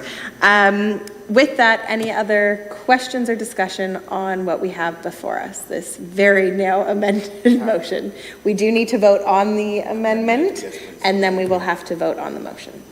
So everybody understands what we have now amended and adjusted? Okay. Seeing that, I will call the vote on the amendments as presented. All of those in favor? All of those opposed? Okay. And that carries. And then voting on the motion as amended, all of those in favor and all of those opposed. And that carries. All right, we will jump back to our regularly scheduled meeting onto report 12.3, which is a recommendation that the exemption to the Township of Wilmot fireworks bylaw be granted for the 3180 Bridge Street, New Hamburg for Saturday, June the 1st or Saturday, June the 2nd if there is a delay due to weather. To get this on the floor, may I have a mover? Moved by Councillor Cressman, seconded by Councillor Sadhu. And I will turn it over to Jeff Bunn if you wanted to make comments on this, although I know it's pretty straightforward. Through you, Mayor, this one's very straightforward. The resolution essentially speaks for itself. We did get a request for an exemption to the fireworks bylaw. We don't have an exemption process at this point, so the individual was referred to council to make that decision. I would just highlight that in addition to working with our bylaw staff, Bylaw has consulted with the fire department, who has confirmed that they have no concerns, and they have spoken with the individual making the request to ensure there was a proper safety plan.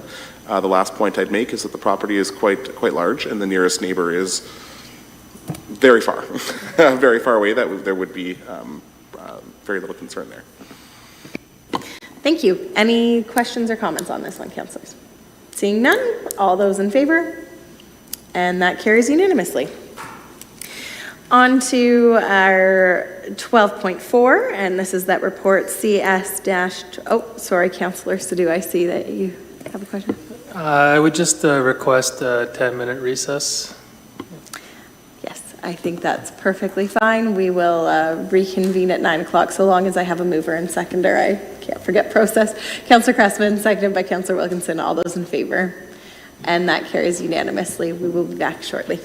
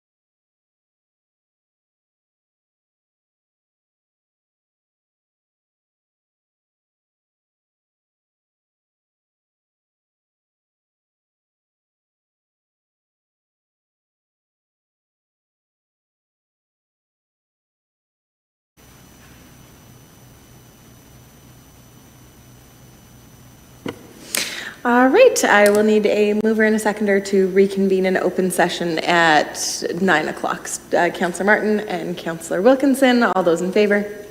And that carries unanimously. Just to make note for those who are joining online, regrettably, Councillor Sadhu did need to excuse himself. We do hope that he recovers soon from his illness, but just if you're looking online and wondering who's present / why he's not speaking up as we continue on our agenda. We will go right into report 12.4. And this one is really just for information, but I will turn it over to our Director of Community Services, Chris Catania, to introduce the report and staff that will be presenting. Thank you, Mayor Salonen. The attached report and 2024 presentation provides summary of events and activities that took place at Castle Kilbride this past year. Annual reporting on activities at the castle is a prerequisite for the township receiving funding under the Canadian Museum Operating Grant. For the past several years, the castle operations have been supported with a grant of over $16,000. At this time, I'd like to invite Manuel Krafka, Manager of Community Services, but more so Sherry Gropp, Curator for the Castle, and Taylor Hines, Museum Assistant, to highlight further the wonderful castle initiatives. Mayor Salonen, members of council, thank you for welcoming Castle Kilbride staff this evening. 31 years ago, Wilmot Township Council were looking for a location to call home. Upon viewing Castle Kilbride, they knew they had found the right place. An 1877 grand Victorian home with 3 acres would be ideal, and stepping inside the mansion, they realized they had an extraordinary gem in their midst. The wall and ceiling murals were so unique and rare that they made the confident decision to seek a national historic site and establish a museum. It remains only one of 3 national historic sites in Waterloo Region, along with Schneider House and Woodside. Castle Kilbride would immerse visitors in the decadence of the Victorian era and have a dedicated space to display artifacts relevant to Wilmot Township.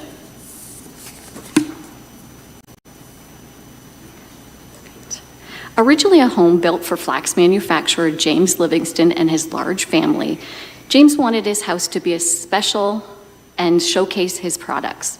He kept as much local content as he could. He hired a local architect, local craftsmen, and most of the furnishings were made in Ontario. To properly promote his linseed oil products, James hired a skillful painter to create magnificent trompe-l'oeil paintings. The stately residence was lovingly cared for by 3 generations from 1877 until 1988, when the last owners made the heartbreaking decision to sell the lands, the home, and the furnishings. 5 years later, when the township purchased the castle, it was the community that banded together to create the jewel of Wilmot Township. Paintings were restored, furnishings were returned, and the doors to the museum were opened in September of 1994.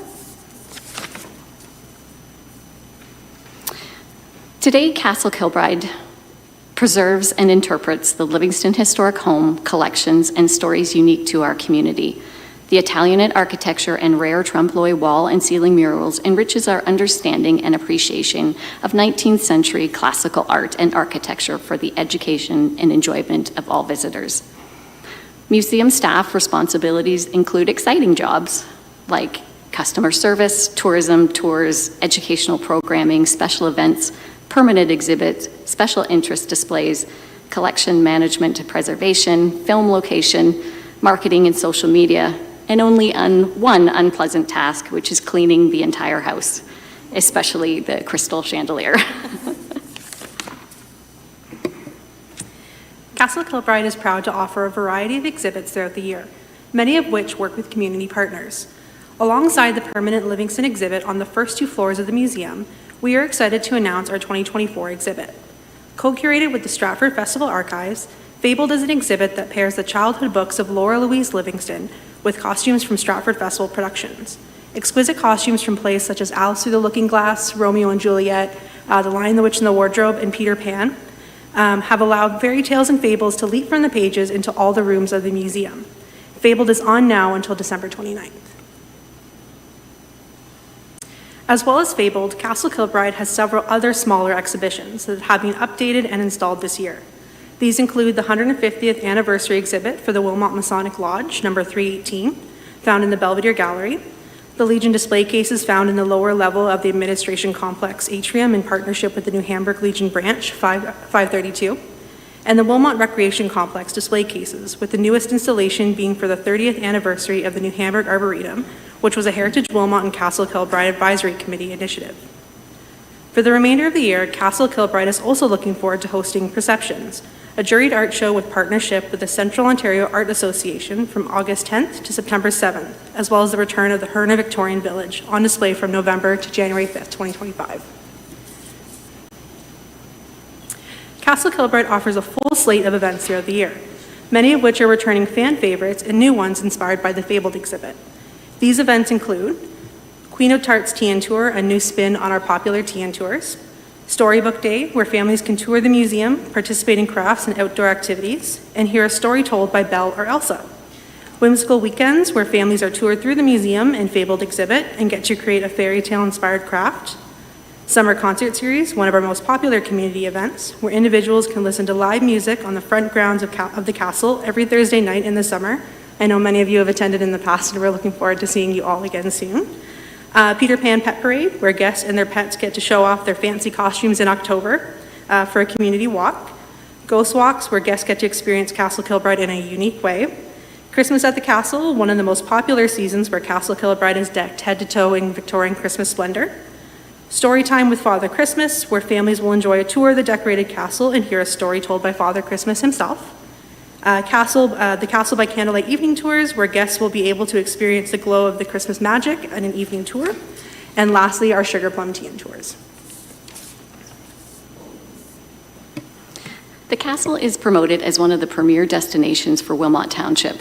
Traditionally, the strategy has included partnerships with local tourism organization, social media, print material, and new opportunities such as guestware tours, a mystery envelope program that brings hundreds of people to Wilmot to experience the food, culture, and attractions found here. We do our best to keep the museum relevant. So for our collection, we have two main collections. One is the Livingston collection, which spans the 111 years that the Livingston family resided at the castle. And we are proud to say that we have 65 to 70% of the collection inside the castle that has been returned to us. Our newest piece is actually the fountain that you will see up in the top right corner. And that just came back to us in February, and she's absolutely gorgeous, so please come into the castle to check her out. And then we also have the Township collection, which is comprised of artifacts from local businesses, agricultural, military histories, and textiles to showcase the Township's rich history. What is our largest artifact? That would be the castle itself. Significant care goes into the ceiling murals, which date back to 1878, which means they're going to be celebrating their 150th soon. Important restoration work is continual, and artist Lori Lemaire completed work here 2 weeks ago. All our collections are managed on a museum software program called Past Perfect, and we have approximately 80% digitized.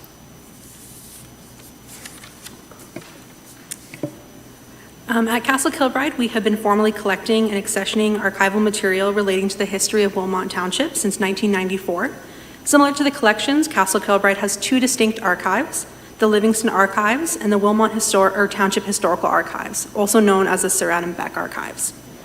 The Livingston Archives is a wide range of documents pertaining to the Livingston family and the home.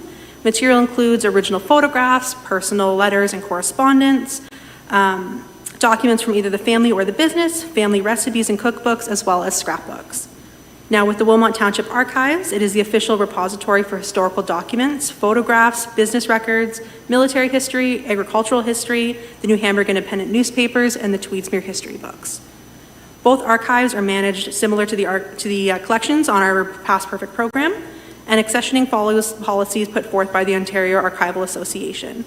The conservation of these records preserves the identity and the heritage of Wilmot Township. There has been a heritage committee in Wilmot since the 1980s. The first home to be designated under Part 4 of the Ontario Heritage Act was Castle Kilbride. The first building was Cavalman's Store, now the New Dundee Emporium, and New Hamburg boasts a Heritage Conservation District registered under Part 5 of the Ontario Heritage Act. The castle began with a board of management, which later was converted into an advisory committee, and last year the two committees joined to share resources and is now known as the Heritage Wilmot and Castle Kilbride Advisory Committee.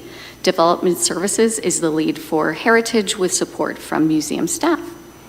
The committee, appointed by council, recommends properties of historic or heritage significance for designation, offers Heritage Day events, and supports museum functions. Museums are important to communities for so many reasons. They teach us about the past, they expand our knowledge, they provide entertainment, and they inspire us to preserve history for future generations. There's nothing better than watching guests marvel at our museum, not only for the beauty of the home and the collection, but for how the spirit and how the community has made it a priority, living up to its name, the Jewel of Wilmot Township. Thank you very much. Councillors, are there any questions or comments? Councillor Cressman. Yes, I think one thing, and this is my agriculture bend coming through, is the concept of linseed. Linseed was basically the basis for the Livingston wealth. Has there ever been any work done on what constituted the production and processing of linseed? Yes, we actually have a really good document that was actually made into a book. They did their research here probably about 15 years ago, and it describes the process and the importance of flax at that time. And so James used the house as his showpiece. All of the walls were made with linseed oil-based paints. There was linoleum as well. The gold gilding was also applied with linseed oil. And of course, the woodwork had linseed oil and then linseed oil soap to make it nice and shiny. Councillor Dunstall. Thank you, through you, Mayor. I just wanted to say that it was a really good presentation. I learned some stuff, which was great, and I enjoyed the way you presented it, so thank you. Councillor Martin. Through you, Mayor Salonen, I also echo my my colleague, Councillor Dunstall's comments. Thank you so much for your presentation, and I really appreciate the work that you do protecting our jewel. Councillor Wilkinson. Through the chair, I'd hate to be the one that doesn't speak, but I would echo all the comments. As someone who likes to take in historical museums and displays and information, I just think it's great that we're able to, as a community, maintain this and have it available to us. So I appreciate the work you do, and thank you. And just continue to bring in the local displays. I'll tell you, my kids love old pictures and snapshots in time of items. So, anytime we see that at the arena or even here in display cases, it's great. So keep up the good work. Thank you. Well, I would also agree. I think 1994 was a great year. No, it's really a wonderful gem. And I know I grew up going to a lot of the activities and events that the castle have, and I just slipped in the castle the other day to see the Fabled exhibit, and it's really beautiful. I'd recommend to anyone definitely to check that out this year while it's on. I did actually have one quick question. On your special events and programs, I think it's page 3 of 7 of the report you gave us, it just says that the Ontario Culture Days, you don't track them and that they're free for participation. I was just curious, what exactly are those days and why don't we track them? Would it be worthwhile seeing how many people show up to them?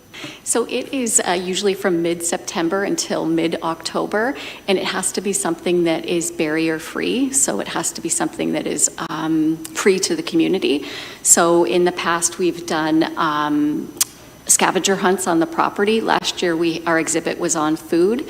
So we had people go around and look at like the crabapple trees and discuss flax and that sort of thing. And this year, we're going to be doing something similar on the property, that it's a scavenger hunt related to Fabled and like fauna that comes from fables as well, and you can learn about those throughout the property. We have a QR code for it, but we also notice that people that are walking their dogs just want to stop by and read as well, so we don't have exact numbers of how many people participate in that. That's great. Thank you very much. I don't believe that there's any other questions or comments. With that, we're just receiving this for information, so all those in favor? And that carries unanimously. Thank you, and thank you again for sticking around this late. I know it's been a long work day for you guys. We will jump into 12.5. The recommendation is that report CS-2024-11, award RFP 2024-05, refrigeration plant component replacements to be received for information, and that council award Simco Refrigeration, a division of Toromont Industries Limited, in the amount of $104,033, excluding taxes, for the refrigeration plant component replacements based on the results of the RFP 2024-05. To get this on the floor, may I have a mover? Moved by Councillor Wilkinson, seconded by Councillor Martin. I will call on Director Catania to introduce the report. Thank you, Mayor Sallin. I'll be brief. The report seeks council approval to award to Simco Refrigeration as noted at $104,033. Includes the arena building automation system, subsequent backup system, glycol cooling plate, and brine pump. Council approved $120,000 in 2024 capital for these asset replacements, and the award is within the assigned budget. Happy to answer any questions. Thank you very much, Director. Councillor Wilkinson. Thank you. Through the chair, Director Catania, love that it came in under budget. Thank you. You continue to do that on various RFPs, so that's great. I'm just curious, the anticipated timeline for the installation here, once approved, just looking to confirm, and I guess sort of getting the information publicly, this won't anticipate or won't impact, pardon me, any of the ice operations for the next ice season? Through you, Mayor Sallin, to Councillor Wilkinson, that is correct. If there's any components that we can do while the refrigeration plant is on over this summer, we will. Things that have to be held off because we'd have to shut down the ice plant, for instance, we would look at notifying our users and scheduling that sometime in the spring of 2025, unfortunately. So I know this is a report for the award, but if we need to push a couple of the replacements so that we don't inconvenience our users, we will do so. Any other questions or comments, councillors? Seeing none, all those in favor? And that carries unanimously. I'm being told by our clerk I forgot to get a mover and a seconder for the Castle Kilbride report for information. So moved by Councillor Cressman, seconded by Councillor Wilkinson.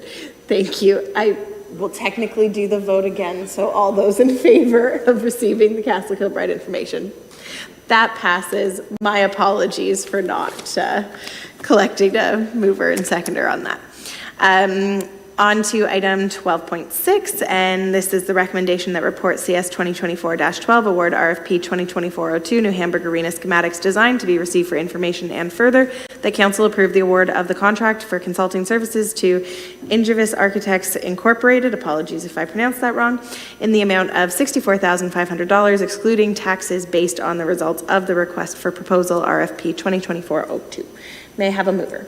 Moved by Councillor Martin, seconded by Councillor Wilkinson, and I will turn it back over to Director Catania. Thank you, Mayor Sallin. I think you've summed that up great. I'm just going to add to this that the township has sought the services of a qualified architectural firm to assess the current scope of work for the New Hamburg Arena the multi-use facility / reconstruction of that facility.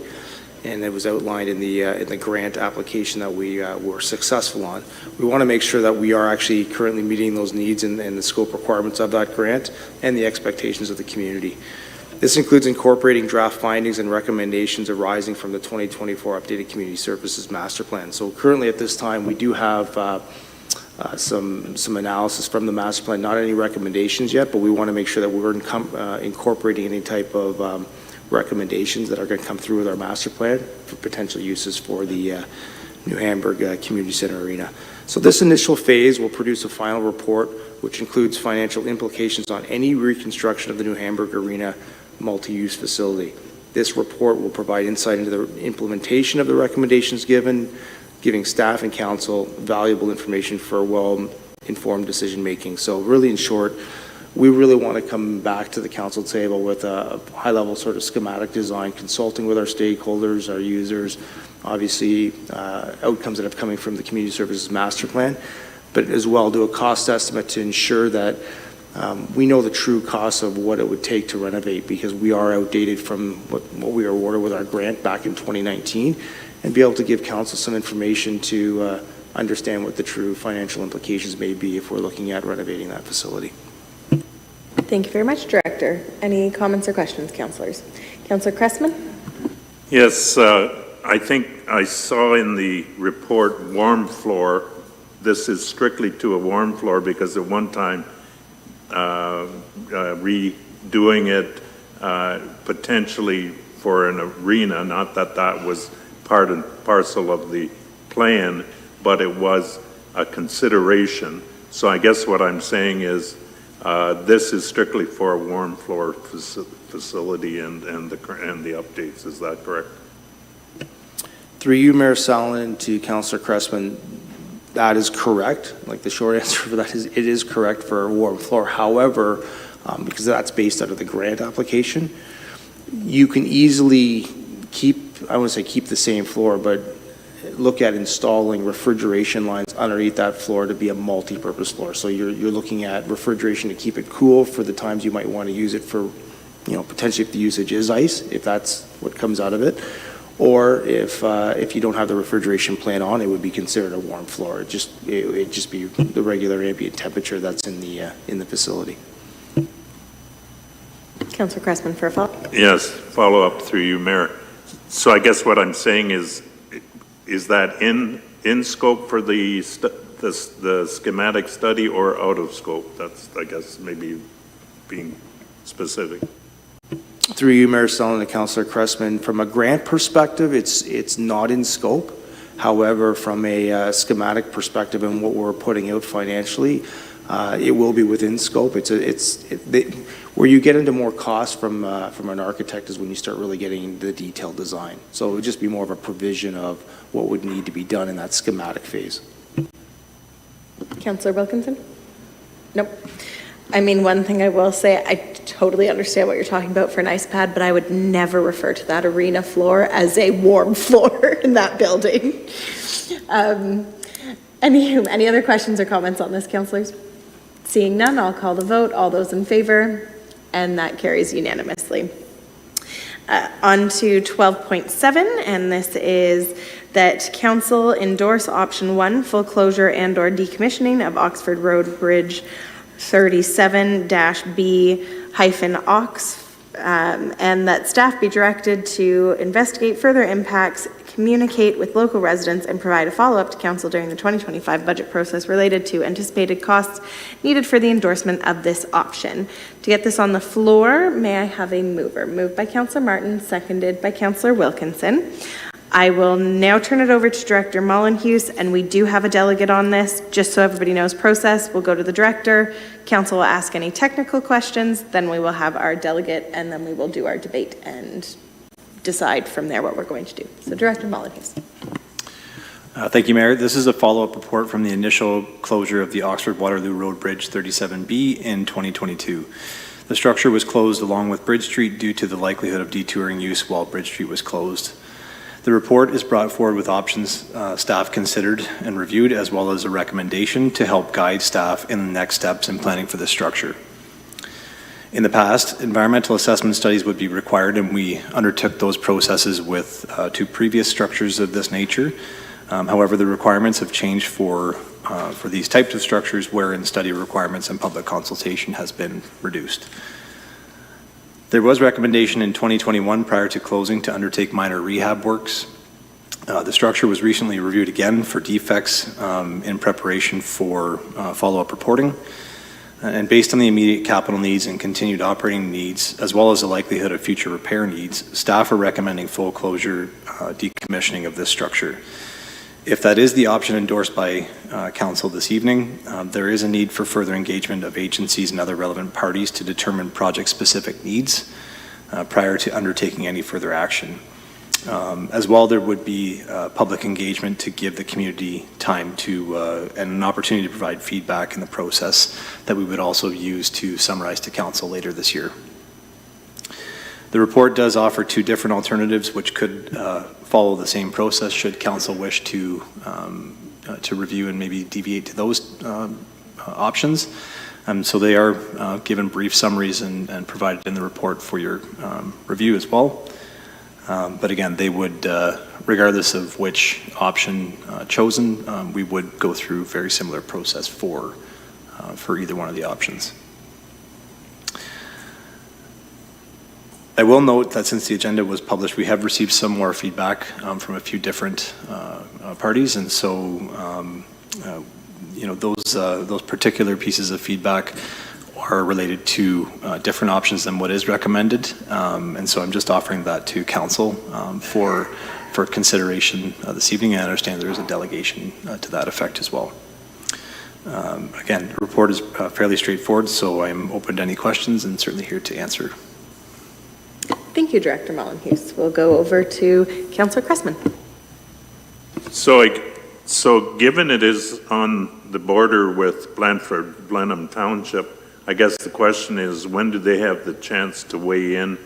I would have assumed that we would see their recommendation with your recommendation, and it would be, in front of us together. So I'm just kind of wondering, at what time do they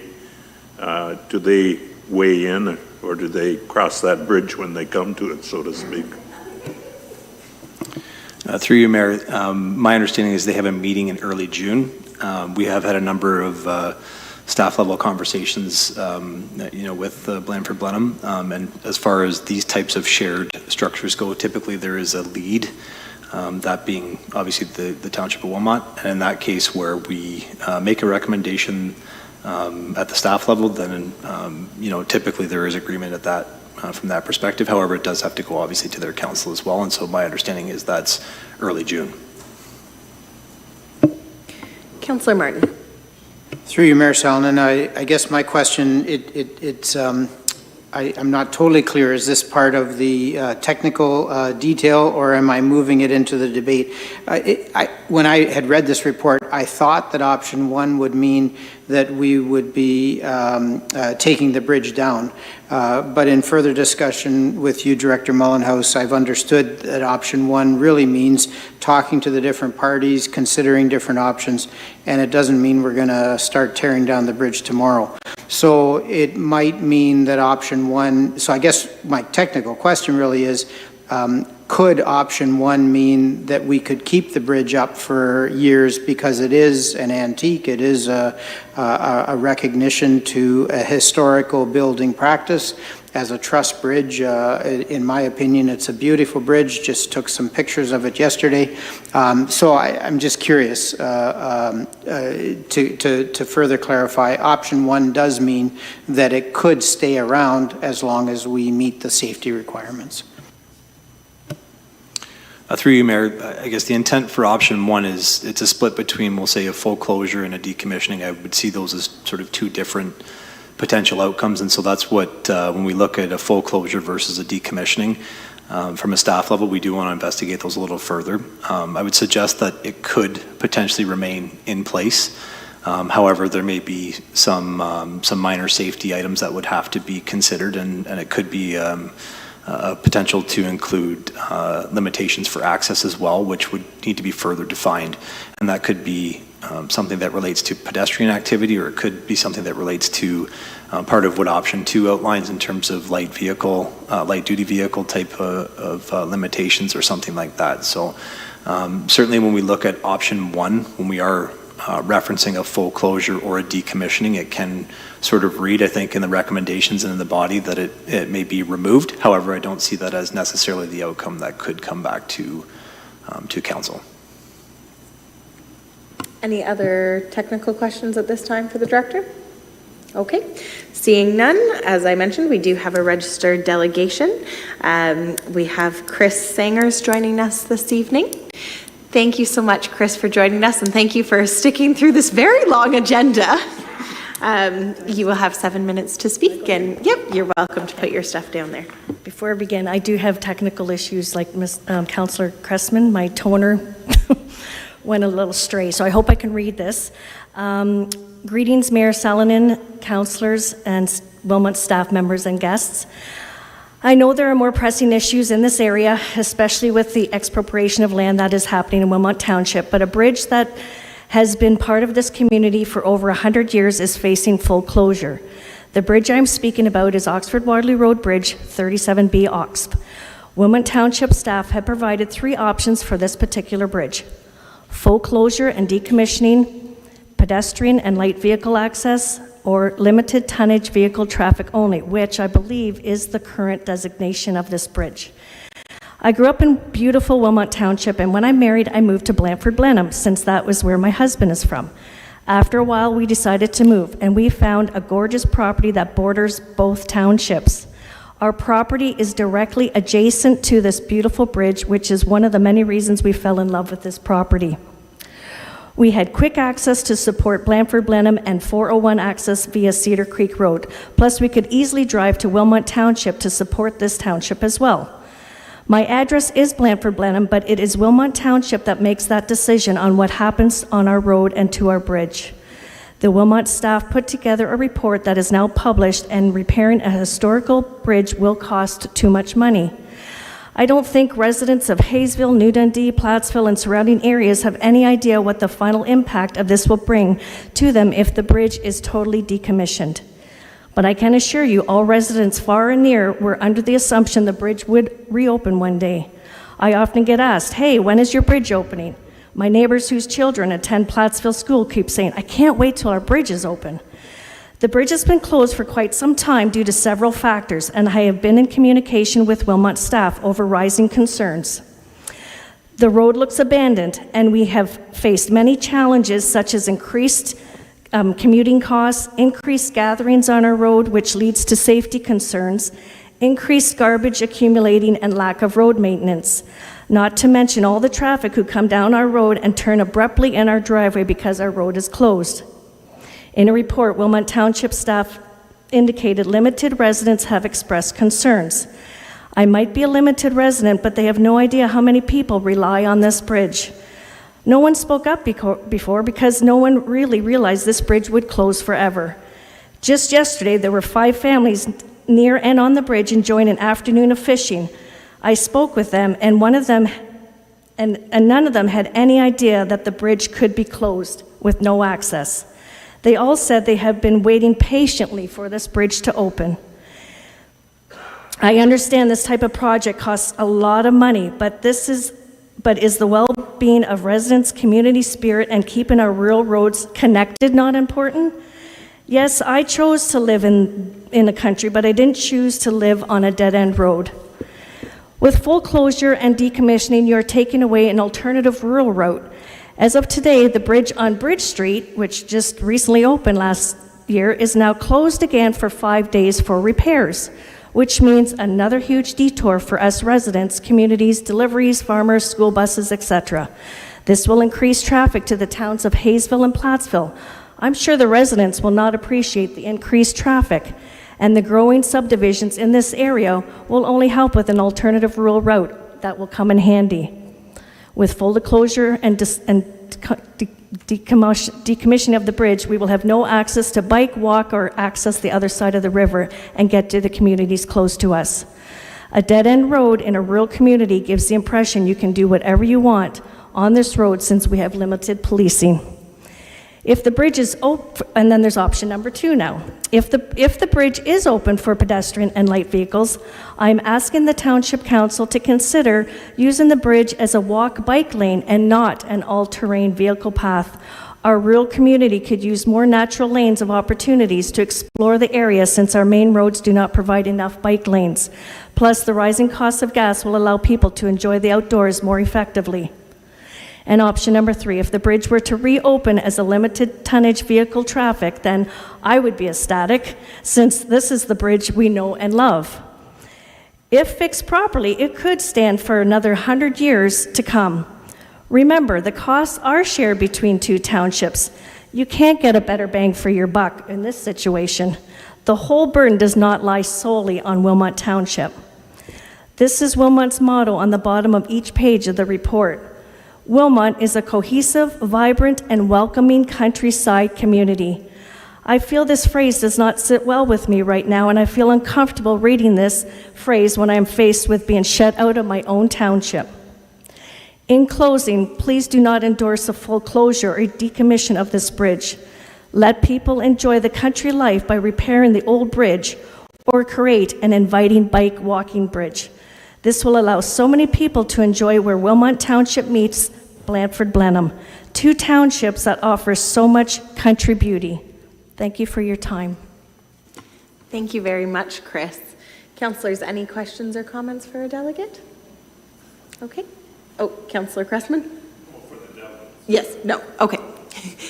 Councillor Martin, yes. I just wanted to express appreciation through you, Mayor Salonen, wanted to express appreciation for you coming out, and you made some very good points. Thank you.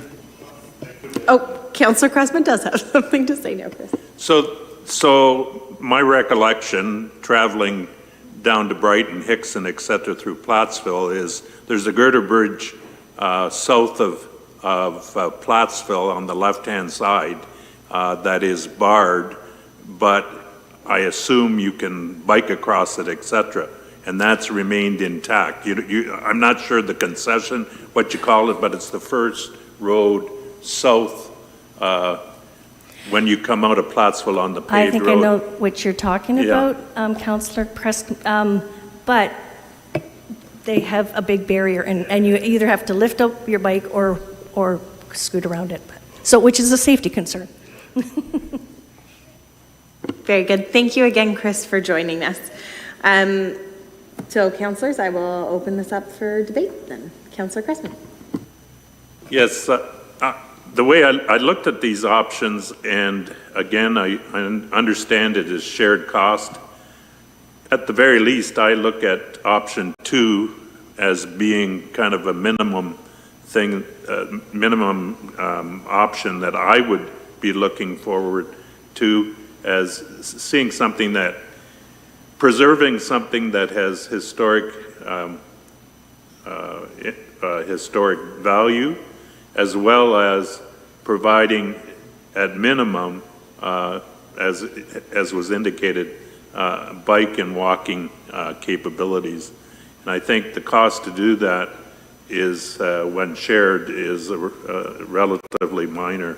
So I would see option 2 as being the minimum that we should consider, and then would be open to more fully explore option 3.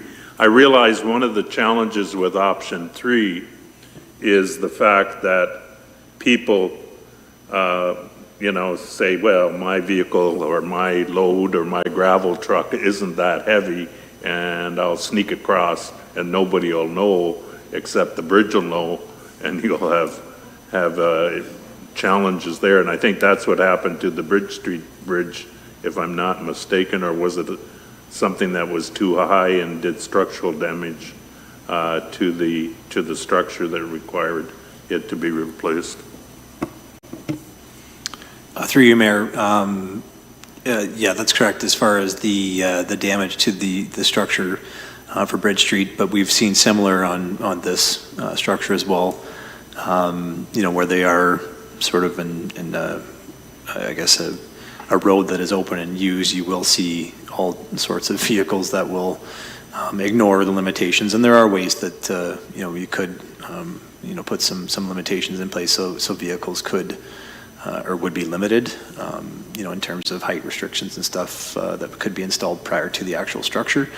But notwithstanding that, there are also concerns with ice damage and with some of the other flood damage that, in particular, this structure, when we do have a flood condition, and a significant flood condition we've seen 2 or 3 times in the last, I'd say about 10 years, 5 to 10 years, that we've actually had to reconstruct the road, that for a very significant portion of the road that leads up to the bridge, because of washouts and stuff like that occur as a result of flood. So it's not just about vehicle damage, it is about the flooding damage as well.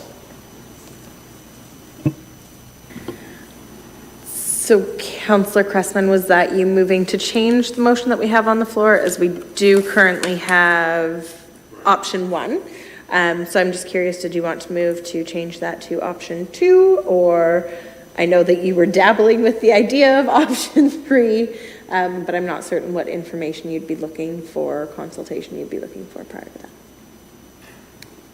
But, okay, I guess he's allowing to think on that. We'll go to Councillor Wilkinson and then Councillor Through the Martin. chair, I'll allow my colleague to think. I did have a question regarding the comments received. I mean, you made a note here that you received, I can't remember exactly what was referred to. I think some comments or a limited number of local residents, and then some more that came forward today, and I think it was in the paper as well. So could you summarize, I guess briefly, like how many comments did you receive, and what was the general tone or message? Through you, Mayor, I believe 2 emails were received over the course of the weekend and today, one being from our Heritage Committee as well, one of the 2. And then we did attend the site today and had a discussion with a local resident who mentioned they were from New Dundee, and they were sitting on the bridge just enjoying, I guess, the view, and we did have a conversation with them today about option 2. Do you have a follow-up to that, Councillor Wilkinson? Through the chair, I guess I'm looking at the option 1 cost. I mean, it's a pretty wide range, being $200,000 to $500,000. I would assume the $500,000 is more so in terms of tearing everything down, versus $200,000 is probably more in line with keeping it sort of intact but closing it off completely. Would that be correct in my assumption? Through you, Mary, that's correct. And through the chair, one final follow-up. Your anticipated maintenance cost if option 2 is explored, is that maintenance cost the higher limit more so related to the fact that if there's a road condition that needs to be rebuilt, that was where you would incur that $30,000? Through you, Mayor, the anticipation in terms of the ongoing maintenance costs would be if it is used, formally used for, we'll say, public access, we do need to keep it in a safe condition structurally, but also just from a crossing perspective.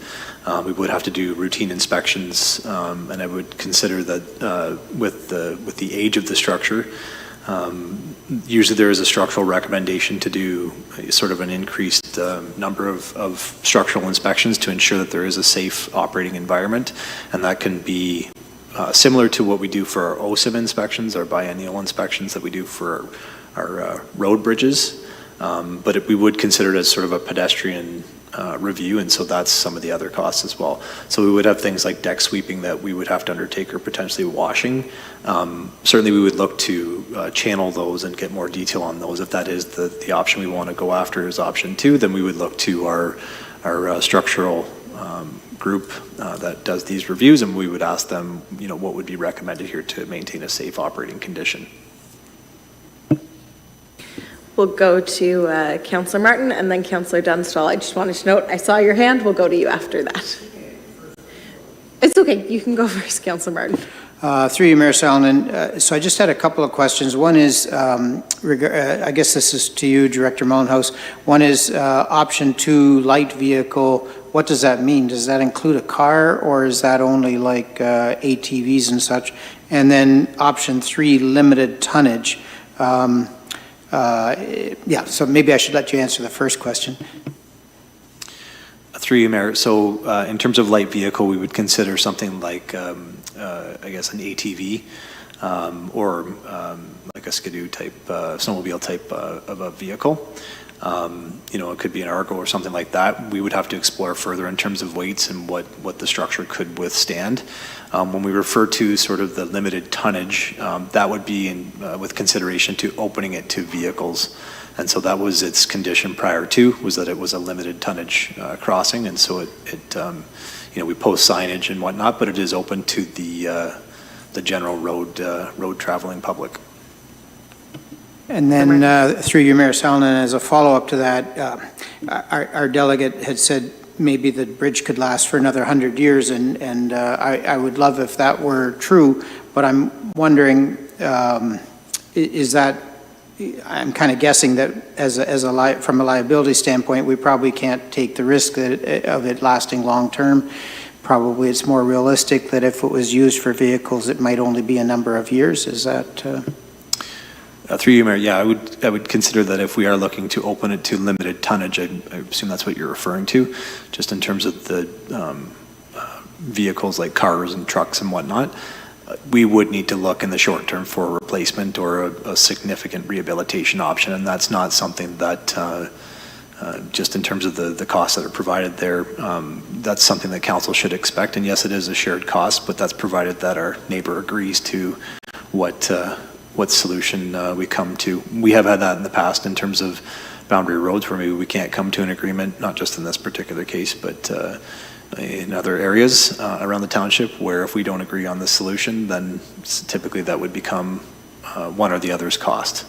So in terms of, I guess the tonnage there, just speaking to that particular point, we don't see that can be reopened and have sort of a long-term solution there. That does need something to be addressed in the shorter term window. And Councillor Dunstall. Thank you, through you, Mayor. So I just want to make sure if we were to approve, let's say 2 or 3, and there were costs involved, and then the other decided not to, would we be bearing that cost, or is it a situation where if we both don't participate, then we can back out? Do you know? Through you, Mayor, I think just in terms of the report and just getting some guidance here from council, we are offering you some options, and there's a bit of debate on the floor, and that's we are looking for some guidance there so we can continue to have discussions with our neighbor and see what they're willing to, I guess, to participate in. They've historically let us have the lead in terms of the recommendation, and they would follow suit with their council. I would say if we do, if conditions do change, as far as if we change our position or if they change their position, then that's something that can happen. There's nothing that locks you in here in terms of this is what what you're, moving forward with. And really that is the intent of the report. We are making a recommendation from a staff perspective because that's what we feel we need to do to help continue the conversation. But if we are directed by council to continue to look at other options, we can certainly do that and report back. Oh, so, okay, my second question, thank you for that, is that if we were to go to option 2 and it was light vehicle, would there be provisions made on that bridge so that larger vehicles could not go on it? Through you, Mayor, yes, we would look to detail some of that out prior to coming back to council so we could put a cost estimate together and provide that to council so that you are aware of the more detailed costs. We are providing some high-level costs in this report for you, and that's just because we haven't gone through the full detail of what those options would consider. Again, we need some direction here just from council to go further down that road of detail. Great, thank you. Councillor Cressman. I'm prepared to make a motion that you do further investigation on option 2 and garner your responses from stakeholders in the Blandford-Blenheim Township, and then come back to council with that information. Just for clarity, would stakeholders include our Heritage Committee, as I know that they asked to be included? I just want to know who you're deeming as stakeholders. Definitely. Very good. Is that seconded by Councillor Wilkinson?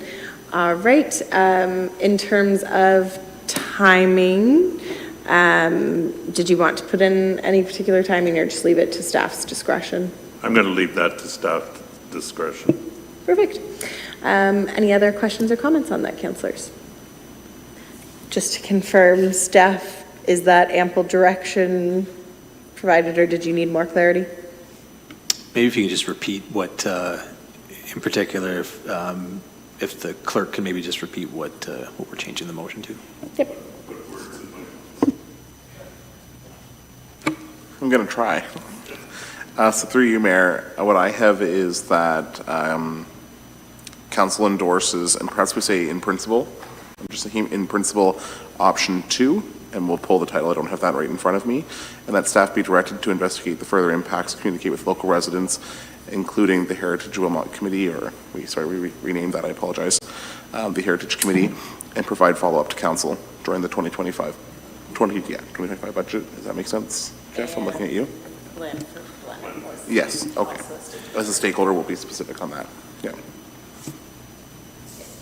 Through Chair, or Mayor, sorry, I guess as far as specifically naming in the motion, I guess from a staff perspective, we do anticipate that we'll be consulting with we'll say the broader range of agencies and stakeholders. So I guess I would request from a staff perspective that we just have a general statement there, and we can certainly follow up with the appropriate I guess, stakeholders and agency groups that we typically would in these types of process.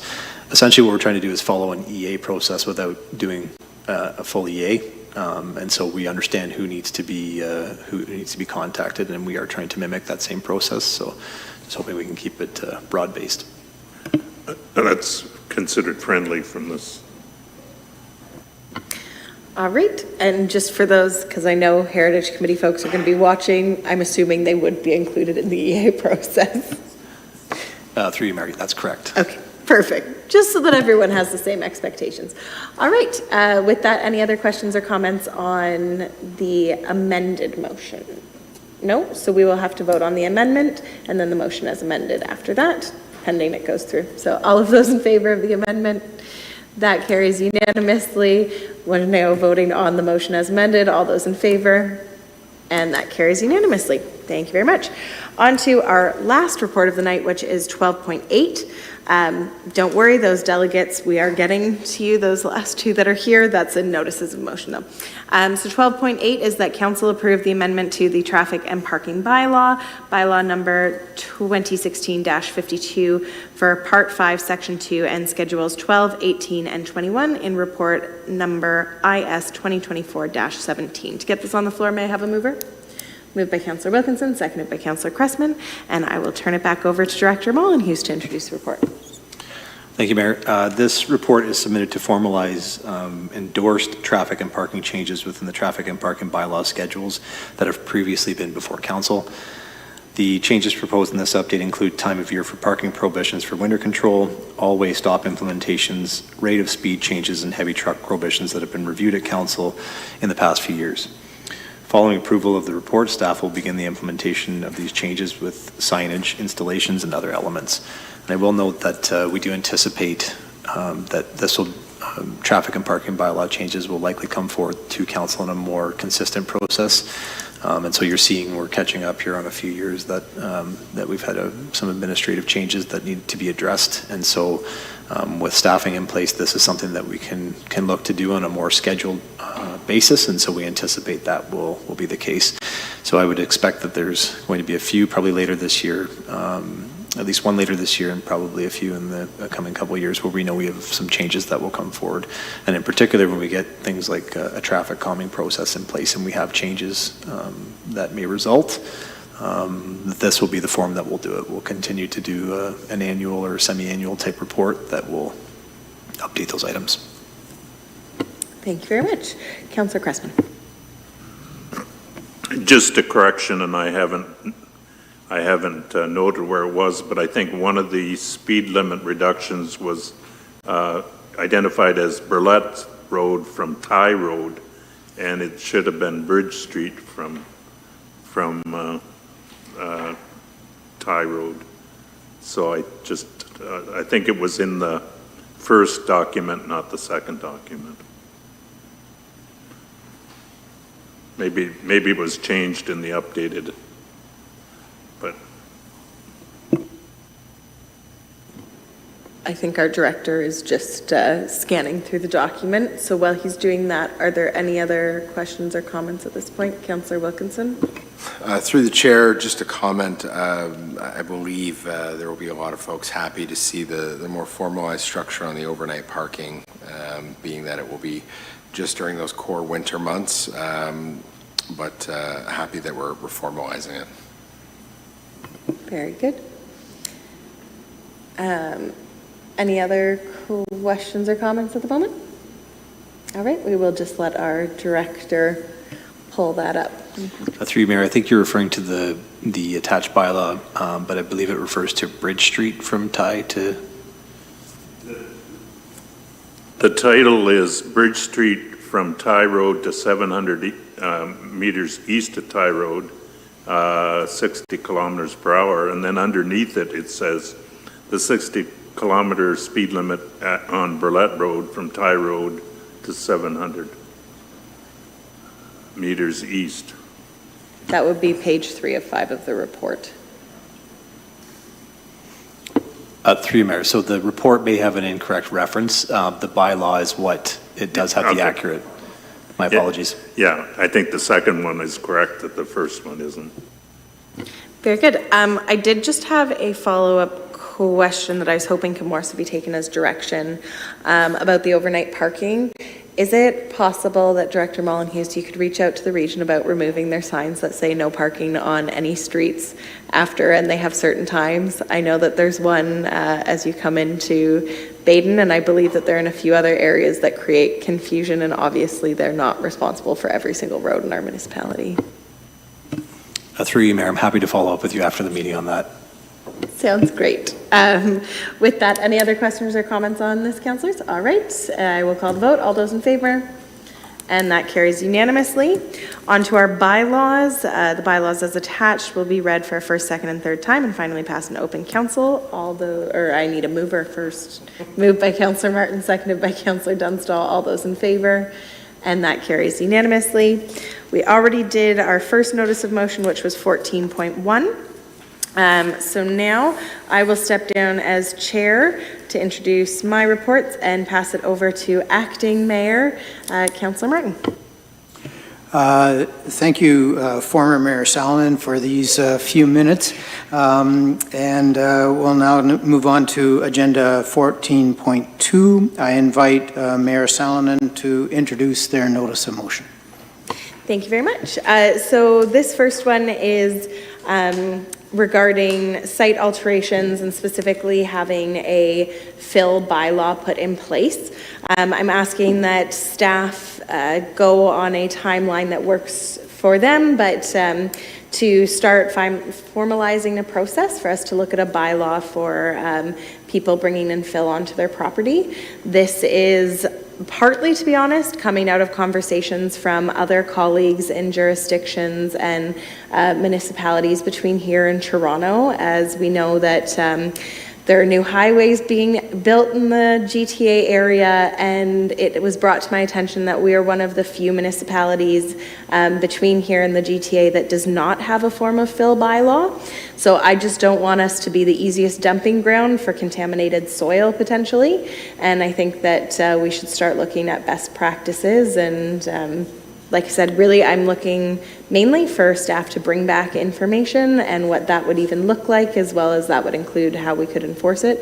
And I just am thinking long-term for our municipality to ensure our, I guess, well-being of our soil quality, and that we're not bringing in contaminants just because we're the easiest target.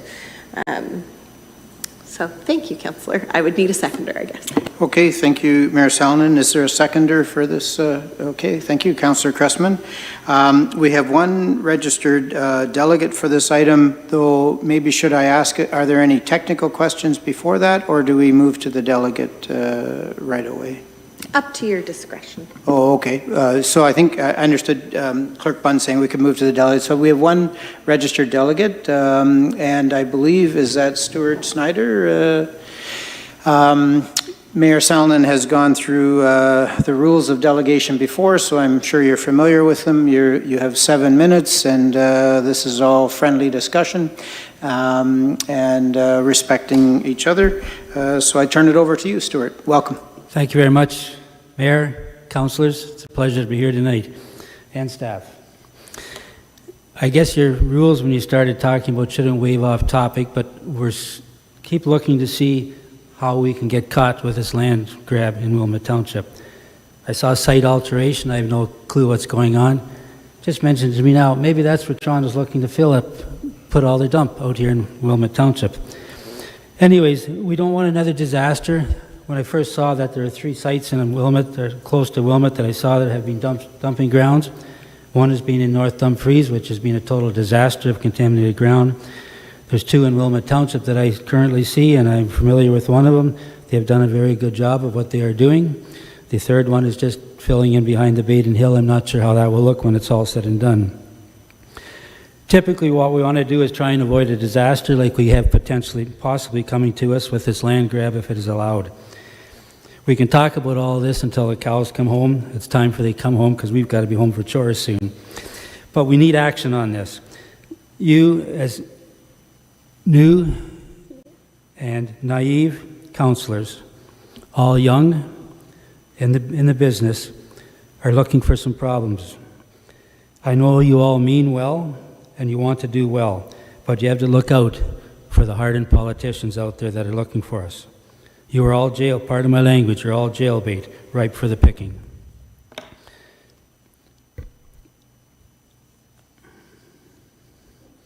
There is something much more behind this than meets my eyes and possibly your eyes, what we might expect. What type of horse trading is really going on? So excuse me, Stuart, Yes. it sounds to me like you're talking about the land assembly, but I believe that that's not what this is about. I'm talking about the land assembly, yes, but I'm also talking about potential disaster that can happen in Wilmot Township. Let me just confer with our clerk. I guess from my point of view, I'm not in any way saying that the land assembly is not important. I'm just simply saying that in terms of the rules of the agenda, we have to stick to the agenda. Through you, Chair Martin, you're correct. So if you want to talk about Phil, if you want to talk about what the agenda item is about, I welcome your comments. Maybe can you explain to me how we can get it on the agenda at Wilmot Township? Is that something that I can answer, or? Through you, Mayor, or through you, Chair Martin, items are brought forward in a variety of different ways. They can be brought forward through the notice of motion. They can be brought forward through a staff report. They can be brought forward as presentations. So there's a variety of ways that items can make their way to the agenda, but the item for land assembly is not on the agenda this evening. So does that answer your question, Stuart? No, it doesn't quite answer it. If I want to talk about the land assembly, what must I do to be allowed to come and talk to you? I have a motion I could put forward now if you'd like to. May I jump in to address that question? So Stuart, I definitely understand where you're coming from, and as you do know, we did invite Alfred on your behalf to do a presentation on behalf of the landowners that you're included in that assembled. Okay. In terms of why it can't be brought forward into a public council meeting, at this time that is not something that is being discussed at this township table in public, as well as you're aware, this is a regional matter. It's the region of Waterloo. I know that you have come and delegated, and I continue to encourage you and your group to delegate at the region. That is the deciding authority at this point in time on the land assembly that's happening. In terms of still speaking to us, you are, and I mean, I know that we are already all in contact, but you will continue to be welcome to contact your councillors and speak to them, as well as we can take written communications, and those can be added on as council items. It does not mean that they can be delegated on. We don't allow delegations on items that are written in correspondence. However, it can be formally added to the record.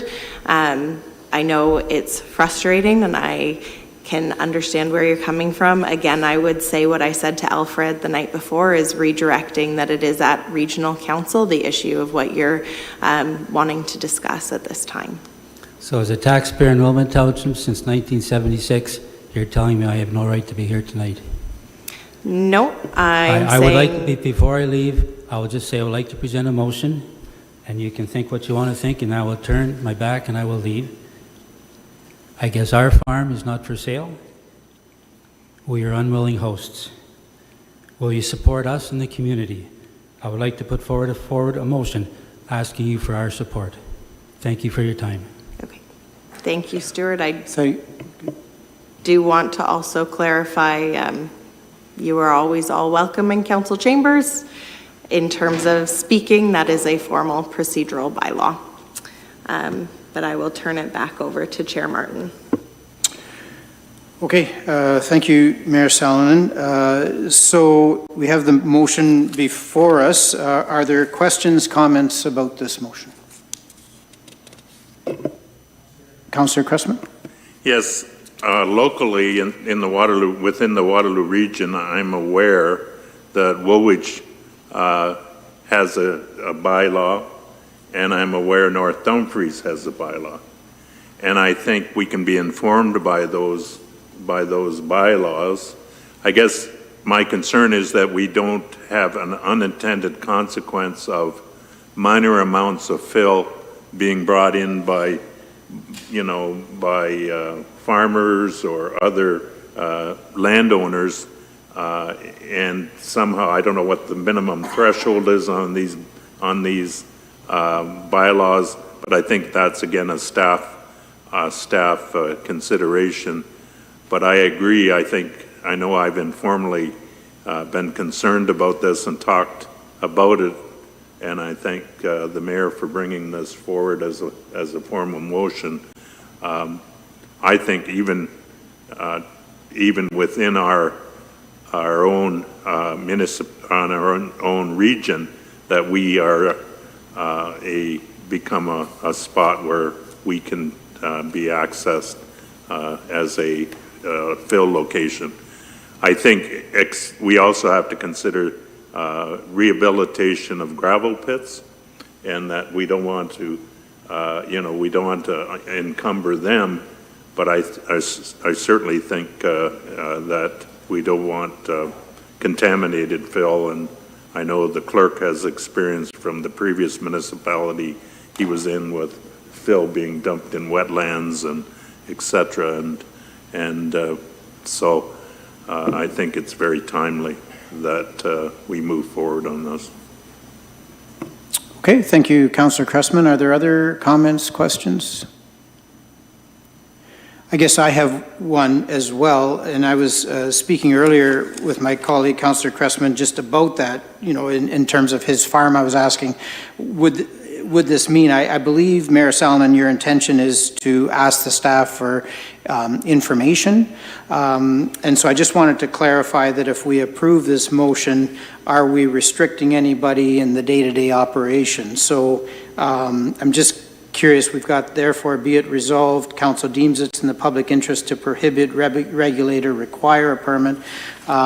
So by approving this, we haven't required a permit, we're just asking for information. Is that correct?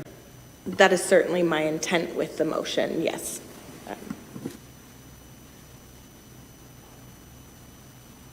Okay, so there's agreement on, okay, any other comments, questions about this motion? All right, seeing none, then I will call the question. All those in favor of this motion? Looks like it's unanimous, and so the motion is passed. I have to read am I still on, or am I, okay. This is an arduous task here. Have to consider starting to sweat. Thank you, Mayor Salonen, for all your hard work over in your chair. So we're moving forward to the next item, 14.3. And Mayor Salonen, I turn it over to you again regarding a ban on single-use plastic in municipal facilities. Thank you very much, Acting Mayor Martin. So the single-use plastics, part of this came out of a conversation with a local resident, as well as in speaking with some of our youth in the community who keep on noticing a lot of the litter and garbage around, which tends to be single-use plastics. And again, I just want to ask for information that staff look at what it would look like for our municipality as a corporation to ban single-use plastics. I would like to point out, this is not impacting your individual home. If you choose to purchase water bottles or plastic straws, this will not impact that. It's solely looking at an internal corporate mandate. So that would be, for example, for meetings, we would not have bottled water at a meeting downstairs with stakeholders. Instead, we would have a jug of water and glasses, as well as it would potentially impact our facilities, such as the rec facilities. Instead of having single plastic use Gatorades, for example, perhaps exploring what it would look like to have a fountain, one of the Coca-Cola machines that make like 120 drinks.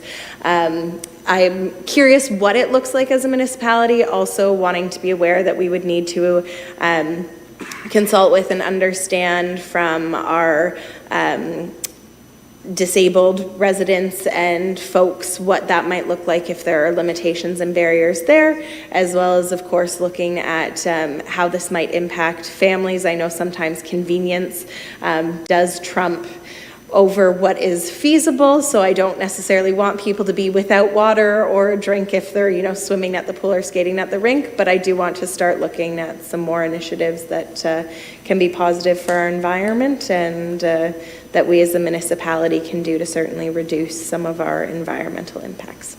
So that's where this motion is coming from. I guess I would be looking for a seconder.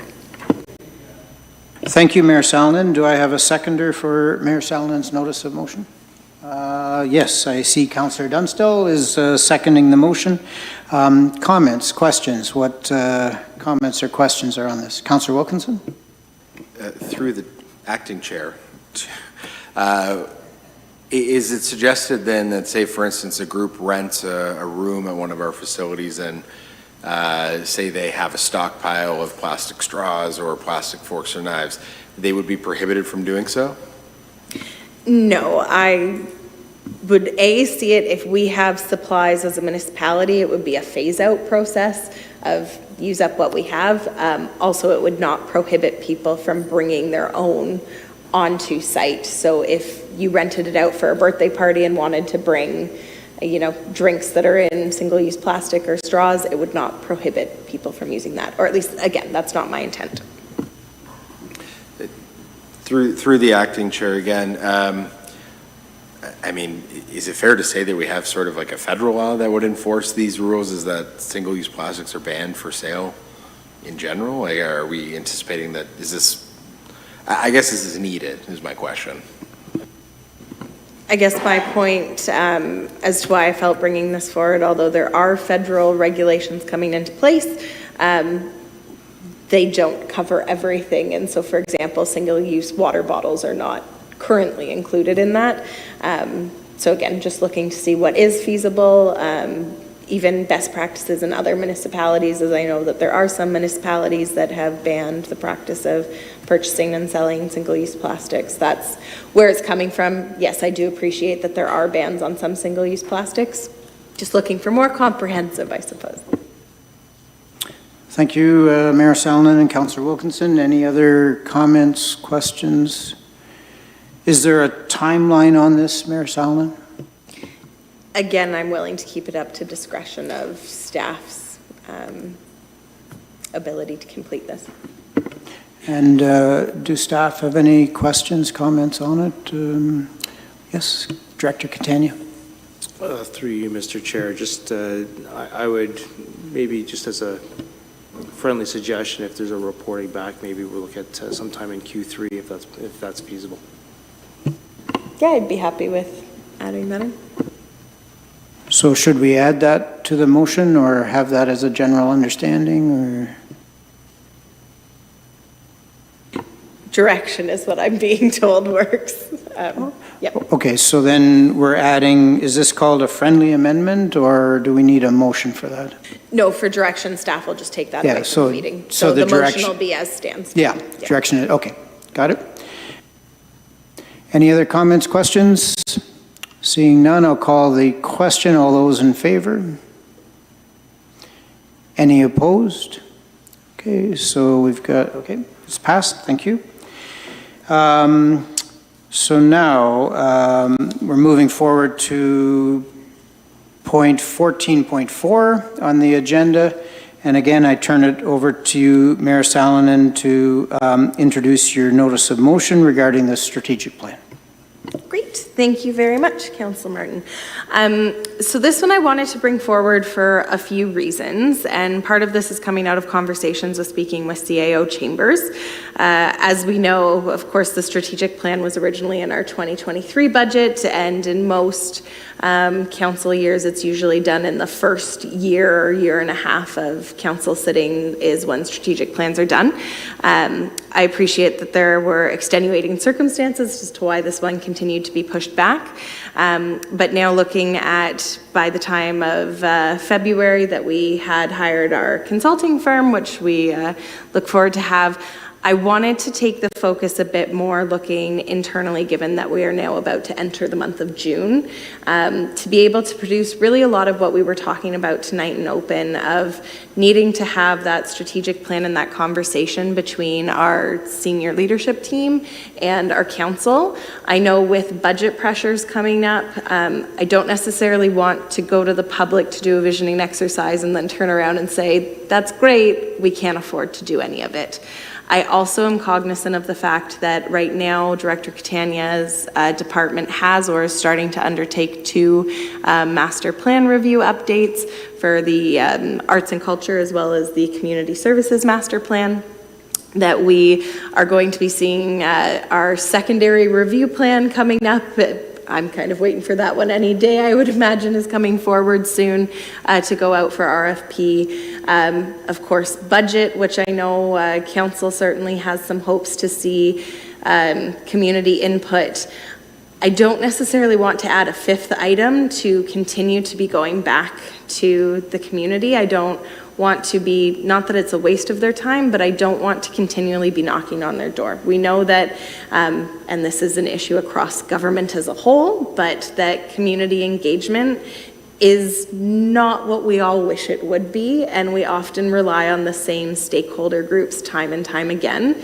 So I feel coming back to them within the course of 4 months 5 times is really not fair to them and respecting their time, as well as I think as council we had quite a strong mandate being elected in, as well as I think that we all actively continue to listen and be engaged with our residents, that we are confident and capable of being able to work with our senior leadership team, who of course also get many inputs on the regular from our general public, as well as can even use some of the information we're already collecting to inform input into our strategic plan. And I think from a leadership perspective, we need to focus on our 2 leadership teams working together on where are we going for the next 2 to 5 years to redirect a lot of the budget stuff that we learned during our last budget round, as well as I think are continuing to uncover. And I think that from an organizational perspective, keeping it more so as an internal conversation, using other inputs for the community component would be more beneficial at this point in time, both in the term cycle as well as based off of where our organization sits, to be able to plan the best goals forward that council wants, while learning and understanding what the realities are and the confinements in which our CLT are constrained by resources. So that's where I'm bringing this forward from. It's not at all to diminish community input or the value of community input. It's to not over fatigue our community who do provide us input, and not to keep on going to them with multiple different questions. I think that we're able to extrapolate the data from the other points of contact that we're going to speak to them about. Okay, thank you, Mayor Salonen. Do I have a seconder for this motion? Councillor Wilkinson? Now, we do have one delegate. Should I first ask for questions about technical nature, or is it moving to the delegate? Through you, Chair, typically we do the technical questions first, and then we'll go to the delegate. Yeah, so are there technical questions about this motion? And just to clarify, we will debate after the delegate is completed. Yes, I was trying to determine what the end result of this is, because we have hired a consultant to move forward and to look at engaging. And so I'm trying to determine what this resolution means as compared to what we are already engaged with. So that's, I guess, my technical question. So if I could have clarity on that, please. Yeah, I mean, for the one input perspective, I know CAO Chambers and I put a pause on reaching out to the community based off of other items in conversation in the general public, not wanting to over-influence or over-contribute versus the vision and project and scope that we have. So right now, the community engagement component has been paused, but I will let CAO Chambers discuss more so in terms of our current consultant. Yeah. Thank you, and through you, Acting Chair. Yeah, the Mayor has discussed with me concerns around going out to the community for multiple engagements at the same time. In terms of moving forward with the strategic plan, I think we've discussed significantly here this evening that prioritization is required for both alignment for senior staff and council.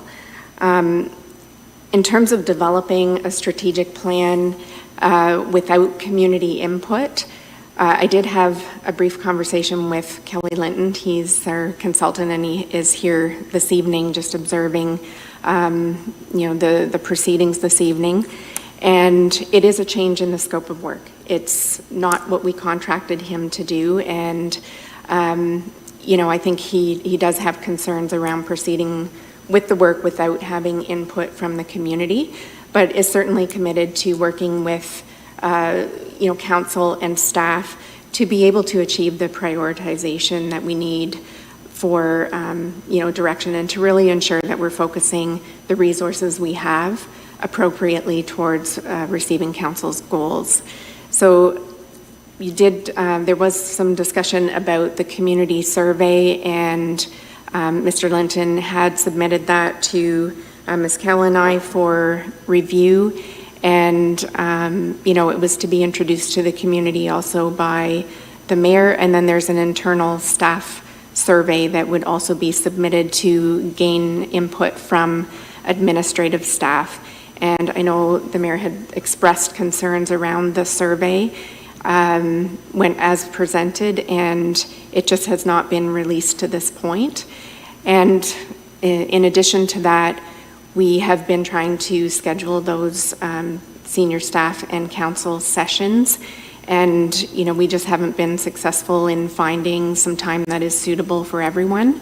So I think it would be beneficial, as we're discussing this motion, to look at what does council want to achieve out of the strategic plan, and is it appropriate to move forward without any community input?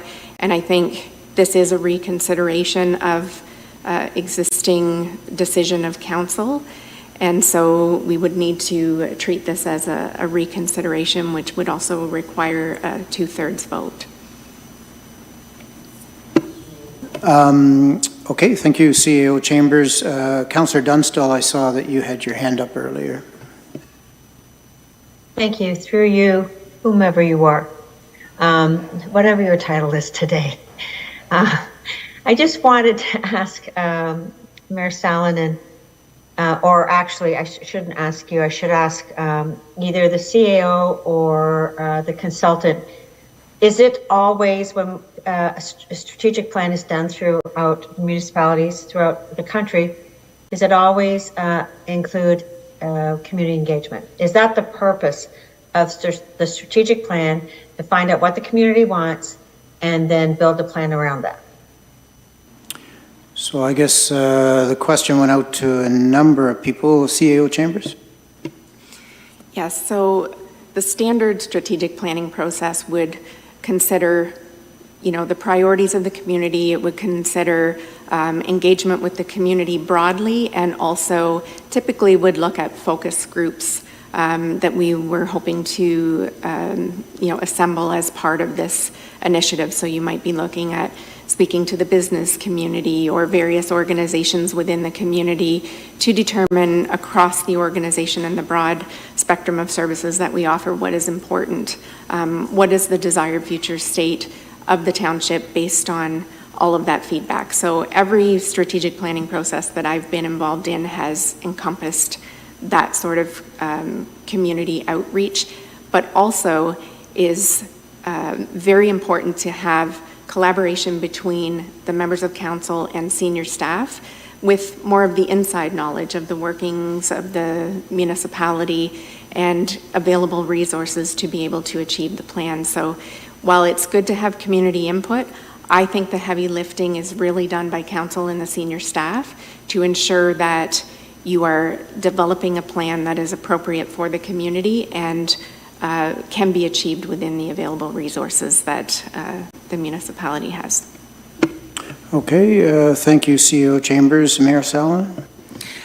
Just to add on to that, Councillor Dunstall, so in the Municipal Act, strategic plans are actually referenced, and I'm not quoting this word for word. However, the general essence of my interpretation is similar to what CEO Chambers was just finishing with, in that it's more so about council and the senior leadership team setting out the strategic goals and priorities for the municipality. Again, I'm not saying to remove the community voice. I'm just saying don't specifically go to them on this item as we continue to knock on their doors and asking questions.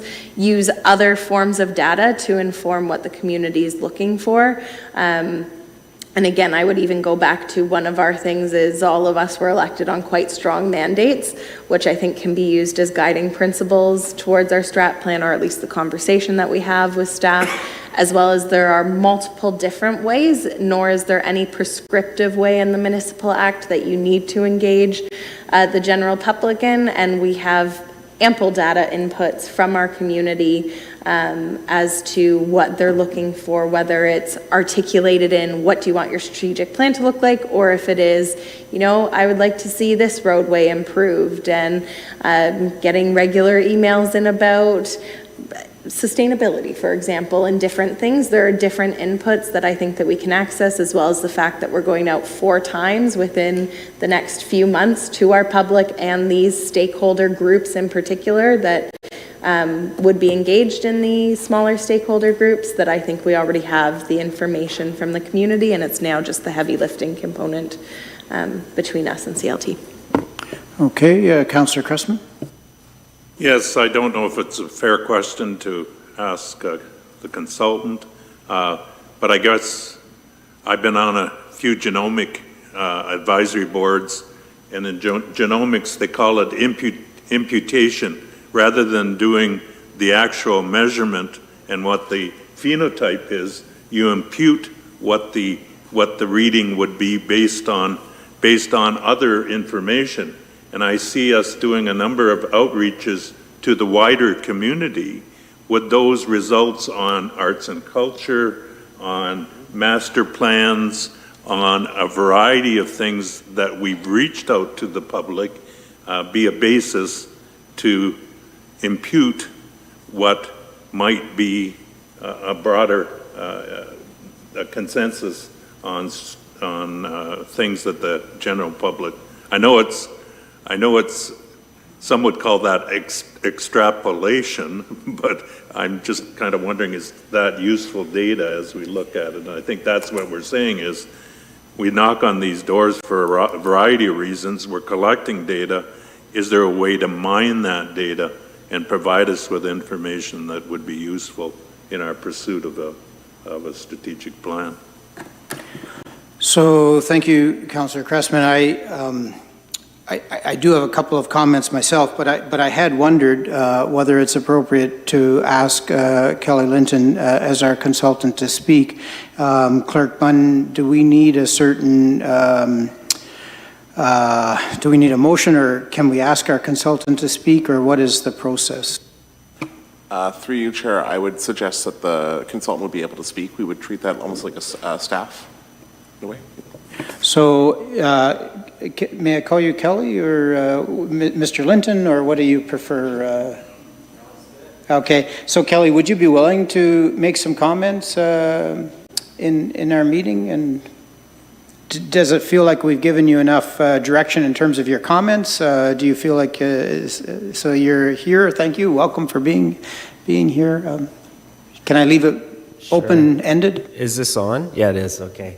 Yeah, I didn't expect to speak. I was just going to sit in the back there and watch your festivities here. Very interesting, and you have a beautiful council chamber here. I love it. You know, I put in a proposal to do work based on a methodology that I've built over time, and it was a competitive process. I think there was 13 firms that bid on this project. A significant work went into it. And, you know, I've done, this is probably the 10th strategic plan for municipalities since 2023, since I gave up my life as mayor and warden of Wellington County. So I feel like I've built a methodology that works, and it has worked with with the municipalities I've worked with. So this is changing the scope, and it's partway through the project. That's not a great way to do it. I mean, this could have been a discussion that was had by the municipality months ago. We could be 3 weeks away from finishing this project up. So, you know, there's things that we could have been doing by now to get this accomplished. If there's data and there's work that's been done by other master plans and other initiatives, for sure, I always use that. Strategic planning is a little different. I like to ask some more higher level questions, and I've had conversations with your mayor and with Sharon about what those questions should be. I do like to ask strategic planning type questions, very high level. Where do you see your community in 10 years? A higher level stuff that you don't get when you're doing a Parks and Rec master plan, for example. So I think it adds defensibility to the strategic plan. To have a section, what we heard from you. It just makes it defensible. I know as counselors, and I was one, you have some really good impressions about what people want. But it's a little different than asking them directly. Does it mean that we do extensive consultation? Not at all. You know, that's why I think a very simple 5-minute questionnaire that goes out, and we get as much feedback as we can. It's different than what you've done in the past. So I'd hesitate changing the scope of this project because I think it adds value to it. But to go back to what was said here in the chamber, the session with staff and council is absolutely critical. Like, I'm not diminishing that. I think those 2 sessions that I want to hold with this group here are absolutely critical. And I would say that's the most important thing. So I agree with what's been said here, that you have to get the management group and the governance group on the same page, because together you're the leadership team. And so you have to work together on this. So the 2 sessions that I want to do with this group are absolutely critical. And we have to get them scheduled in, and we have to do those sessions. I just think that just adding a small component of community outreach is very targeted. With a few focus groups and facilitated by somebody outside of council, facilitated by me, an external person that doesn't have any skin in the game, I think will be beneficial. So I don't see changing the scope at this point as being something that I would prefer to do if I was in your shoes. Thank you, Kelly, Mr. Linton, I appreciate that. I wonder, are there other technical questions, or would now be an appropriate time to ask? Oh, okay, Councillor Dunstall, sorry, you're out east and I forget about you. Yeah, that's all right. I'm sorry, Kelly, I had wanted to ask you a question, so I'm hoping you can come back to the mic. I wanted to ask, how far along are we on this? I mean, I know that there's been work done. And so let's say that everything lined up for you. How far along have you gotten? And let's say all the stars aligned for you and everybody was available to speak. When would we be looking at a product? Well, if we can get the two leadership sessions scheduled in June, one mid-June, one the end of June, July at the latest, we're still on track to get things wrapped up, by the end of August.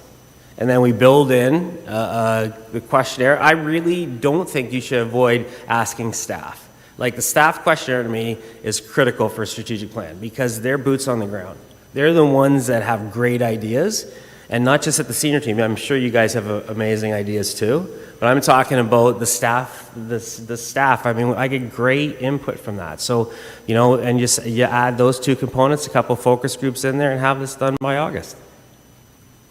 All right, thank you, Kelly. Councillor Dunstall, did you get your question answered? All the way out east, I did. Thank you. Thank you. Okay, Mayor Salonen? Just a point of clarity.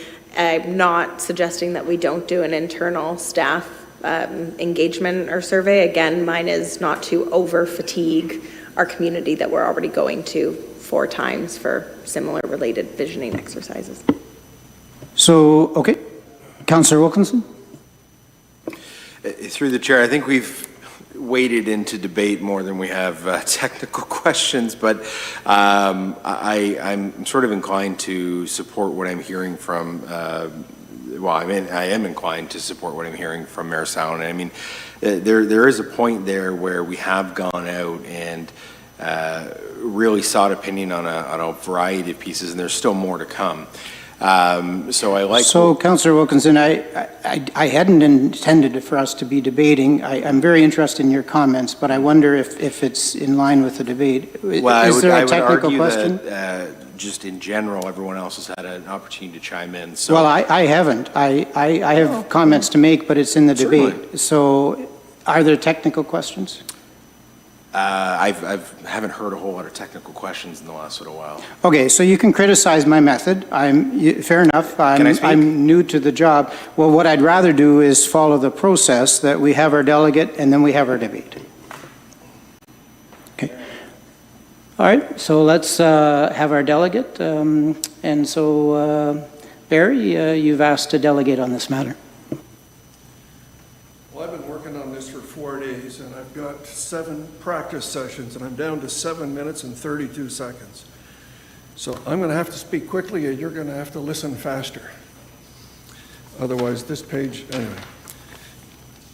Good evening to the senior corporate leadership team, the CAO, Salonen, and the board of directors and councilors. Good evening to the senior administration team, members present. I'm here to speak in support of this notice of motion. A strategic plan is a roadmap which describes where you want to go, the route you take, how to get there, and who's going to watch the map to give directions while the driver's doing their thing. Individuals and corporations like Wilmot Township need to know where they're headed. They need a roadmap, thus a strategic plan is a useful thing for an organization to have. The good news is the corporation of the Township of Wilmot already has one. The bad news, it's really confusing determining which web version is the most current. The good news is after searching through a bunch, you get a good history of how the plans have evolved.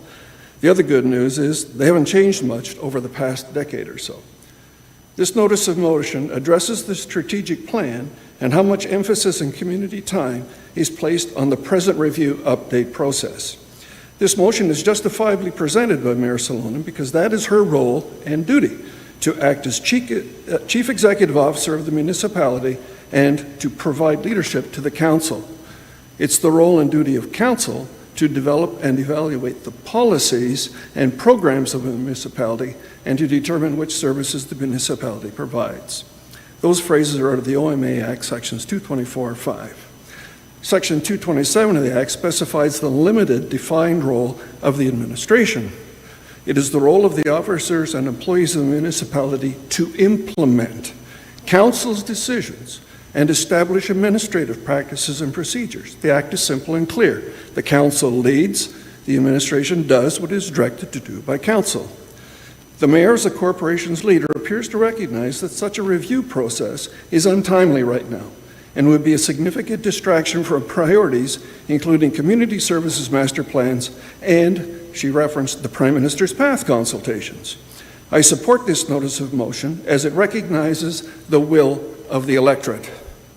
I invite you to reflect back on what you heard from the voters during the time you were campaigning for office. What was the biggest issue that you heard most often, with the greatest intensity? Which one caused the most concern about the decisions made by previous councils? Was it concern over the strategic plan, that it somehow contained a misguided vision, mission statement, values, goals, strategies, actions, and work programs? No. Was it the consultation process, or lack thereof, used by the previous council when making going forward decisions about the Prime Minister's Path project? Dings a bell. I said that finding a current version of the strategic plan is hard, but also that previous versions give a good historical perspective of thinking during the process. In previous incarnations and drafts to the present final version, I found significant things about a concern expressed in this notice of motion, quote, consultations on the Prime Minister's Path project. It's in the strategic plan. Earlier versions are different from what I call the sanitized, final, rebranded version. That's what the web URL calls it. Township of Wilmot Strategic Plan 2020, final, rebranded, version 3.pdf. The two versions appear similar, but are different in critical areas. In the draft, the executive summary first paragraph states, quote, this document is critical in providing the necessary guidance to elected representatives and staff as we collectively prepare for the next 5 to 10 years. Rebranded version, the executive summary contains no best before date and only says it's a continuation of the efforts in creating the 213 plan. This update that the notice of motion addresses is planned to extend only from 24 to 2027, 3 years, instead of the original 10. In the rebranded version, the paragraph about the Prime Minister's Path project was removed. In fact, the message title was changed. It changed from message from senior management team to message from corporate leadership team, CLT. Point 1. The present strategic plan defines the administrative staff, not the council, as being the corporate leadership team. The last paragraph, page 1, titled Message from Corporate Leadership Team, reads, quote, as the corporate leadership team for the township, we look forward to working alongside council and the community as we expand on the successes of the previous strategic plan. Note, alongside council means that the newly renamed, rebranded corporate leadership team that is writing the strategic plan is a separate entity from council and the community. In other words, in this document, the council is no longer the corporate leadership body as defined in the Ontario Municipal Act.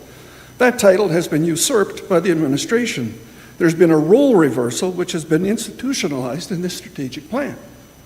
I fully expect that councillors will, after this notice of motion has been implemented as a bylaw, I trust, ensure that their own strategic plan consultations ensure that that wording is reversed and the legal role of council is reestablished formally, and the CAO and their staff are redefined in name and practice as administrators of council's corporate leadership directions. Point 2. In the Township of Wilmot Strategic Plan update, it's a draft, as well as in the final rebranded version in the section implementing our plan, there's a subheading titled Annual Reporting. It reads, in quote, in conjunction with the annual work program each year, the Chief Administrative Officer, CAO, will provide a report updating council and the community on the progress of staff in meeting the strategic plan. As a relatively interested observer of Wilmot Council's proceedings, I'm embarrassed to say I've never seen such an annual report. I checked the town site website. I can find neither hide nor hair of any annual strategic plan report from the CAO. This may be an opportunity for the CAO's office to consider when, how frequently, and in what format this report is provided to the community of Wilmot, instead of starting the whole update process over 2 to 7 years prematurely, 3 years instead of 10. Point 3, I would suggest that efficient and effective policy implementation requires a clear understanding of who does what and who's accountable to whom and when. This notice of motion refers to the PMP project, for example. In the draft for committee review version, in the action section under the goal, quality of life, subheading arts, So Barry, culture, the 7 minutes are up. Are you able to summarize in a sentence or two? Yep. This council presently is not traveling forward on its roadmap. It's following a maintain the current direction report from a previous council. So, okay. They got replaced So by that's voters your, for reasons. no, Barry, I'm sorry, it's 7 minutes, and I apologize. Thank you for. You said a minute or two to summarize. I said a sentence or two, you had got to. So now, are there questions for Now our you got delegate? two frustrated citizens. Excuse me, Barry. Yeah, but one half page. Okay, are there questions for our delegate? Wilkinson? Through the chair, Barry, could you read the last sentences on your page? That's my question. So last sentences on the page is turning it into a longer presentation. With all due respect to Mr. Wilkinson, I will answer his question. This council But presently let is me not just ask traveling a forward question on of its the roadmap. clerk. Let me ask a question of the clerk. In terms of the process, do you have comments on this? It seems like it's extending the presentation. Through you, through your chair, generally with procedure, the way that would go is the chair will make a ruling, and if the chair has decided that a decision can't proceed, so in this case you've indicated that your decision is not to allow the delegate to continue speaking from the presentation, the options for members of council would be to challenge the chair, and in which case you would put forward a motion to the rest of council asking if the decision of the chair would be sustained, and if it's a vote in favor, then your ruling stands. If not, then your colleagues could proceed. So how much longer is your presentation, Barry? I'll wait for Mr. Bunn's suggestion to council to see what happens. Because right now, due process says, you said I'm done. I'm waiting for a challenge to the chair. I've been in organizations Through before. the I've done it chair, before. I would challenge your ruling and push for allowing the delegate to finish his speech, please. So then, do we have to looking at vote, or that do we one. just move forward? Yep, through you, Chair, what you could do then is now that you've had a formal challenge placed, you could ask the rest of council through motion if the ruling of the chair will be sustained. If that was to fail, then perhaps, I don't want to put words in Councillor Wilkinson's mouth, but what you could possibly do then is move forward a motion to extend the delegation. So does the rest of council want to go along with Councillor Wilkinson and have Barry continue his presentation? I would give him an additional minute to summarize, and hopefully he can do it in that time frame. Okay, it seems agreeable, so one more minute. The council presently is not traveling forward on its roadmap. It's following a maintain the current direction report from a previous council that got replaced by voters for reasons. This council is presently still in the wrong lane, going the other way, backwards on this issue, in the same misguided direction as the last council. Number one, pass this motion and subsequently implement it as a bylaw. 2, pass an overriding motion and bylaw that changes direction towards comprehensive community consultation on the Prime Minister's project as referred to in the original notice of motion. Let the community decide. Write an RFP to hire an appropriate consultant to facilitate community-wide consultation regarding the Prime Minister's Path project. Conduct the current strategic plan update internally with consultation among council and staff only this round. In that order. Get her done. Thank you. I respect the ruling of the chair. If there's any councils, any questions, I'd be willing to entertain them. So are there questions for our delegate? Barry, given the premise of your argument, are we not in the danger of not consulting the public, doing the very same thing that the previous council did, not hearing all voices when they made the decision on the Prime Minister's path that you raised? So I see us faced with the dilemma if we don't consult on a strategic plan of repeating the fatal mistake of the previous council. What I suggest is I build on 2 points, one made by the mover of the motion and seconded by the consultant himself, in that the major emphasis I heard him say was that it's done internally. by the corporate leadership team, the executive branch, and the staff, the administrative staff. And that is the key players. And he also suggested not just the administrative staff, but their employees as well. The issue that was of most concern to the citizens was around one issue, as I recall, and that was the basis upon which this council was replacing a previous council, 3 of whom wanted to return. It was on the Prime Minister's path decision process. It was not adequately consulted. If you go to a strategic planning process, in a perfect world, 2022, 2023, I'm all with you, but not at this time. This is 2024. You're halfway through your mandate, and the mandate was given to you by the citizens. And I've heard people say, well, we know the mandate, we've been given the mandate, but I haven't heard you say that the primary mandate was over the decision-making process over one issue. I'm not saying that the decision is going to change, but the process didn't have a perception of integrity. And if you're going to go to the public and you're going to hold mass meetings, you're going to have facilitators and consultants advising on the process, that's time consuming. You've got to advertise, you've got to promote all that. You want everybody out. I heard Councillor Dunstall say she wants her citizens to be heard, everyone, if possible, on a topic. This is the topic. Strategic planning never came. I'll bet you $50 Have we reached the question? Okay, thank you. Are there other questions? Councillor Wilkinson? Through the chair to Mr. Wolf, you touched on your perception of sort of the divide or a disconnect as to who's driving policy and procedure. Can you expand on your observations? I heard tonight several times from senior administrative staff that they require time to deliberate in preparing policy and practice. I heard at least twice, policy. Policy does not come from the administrative staff.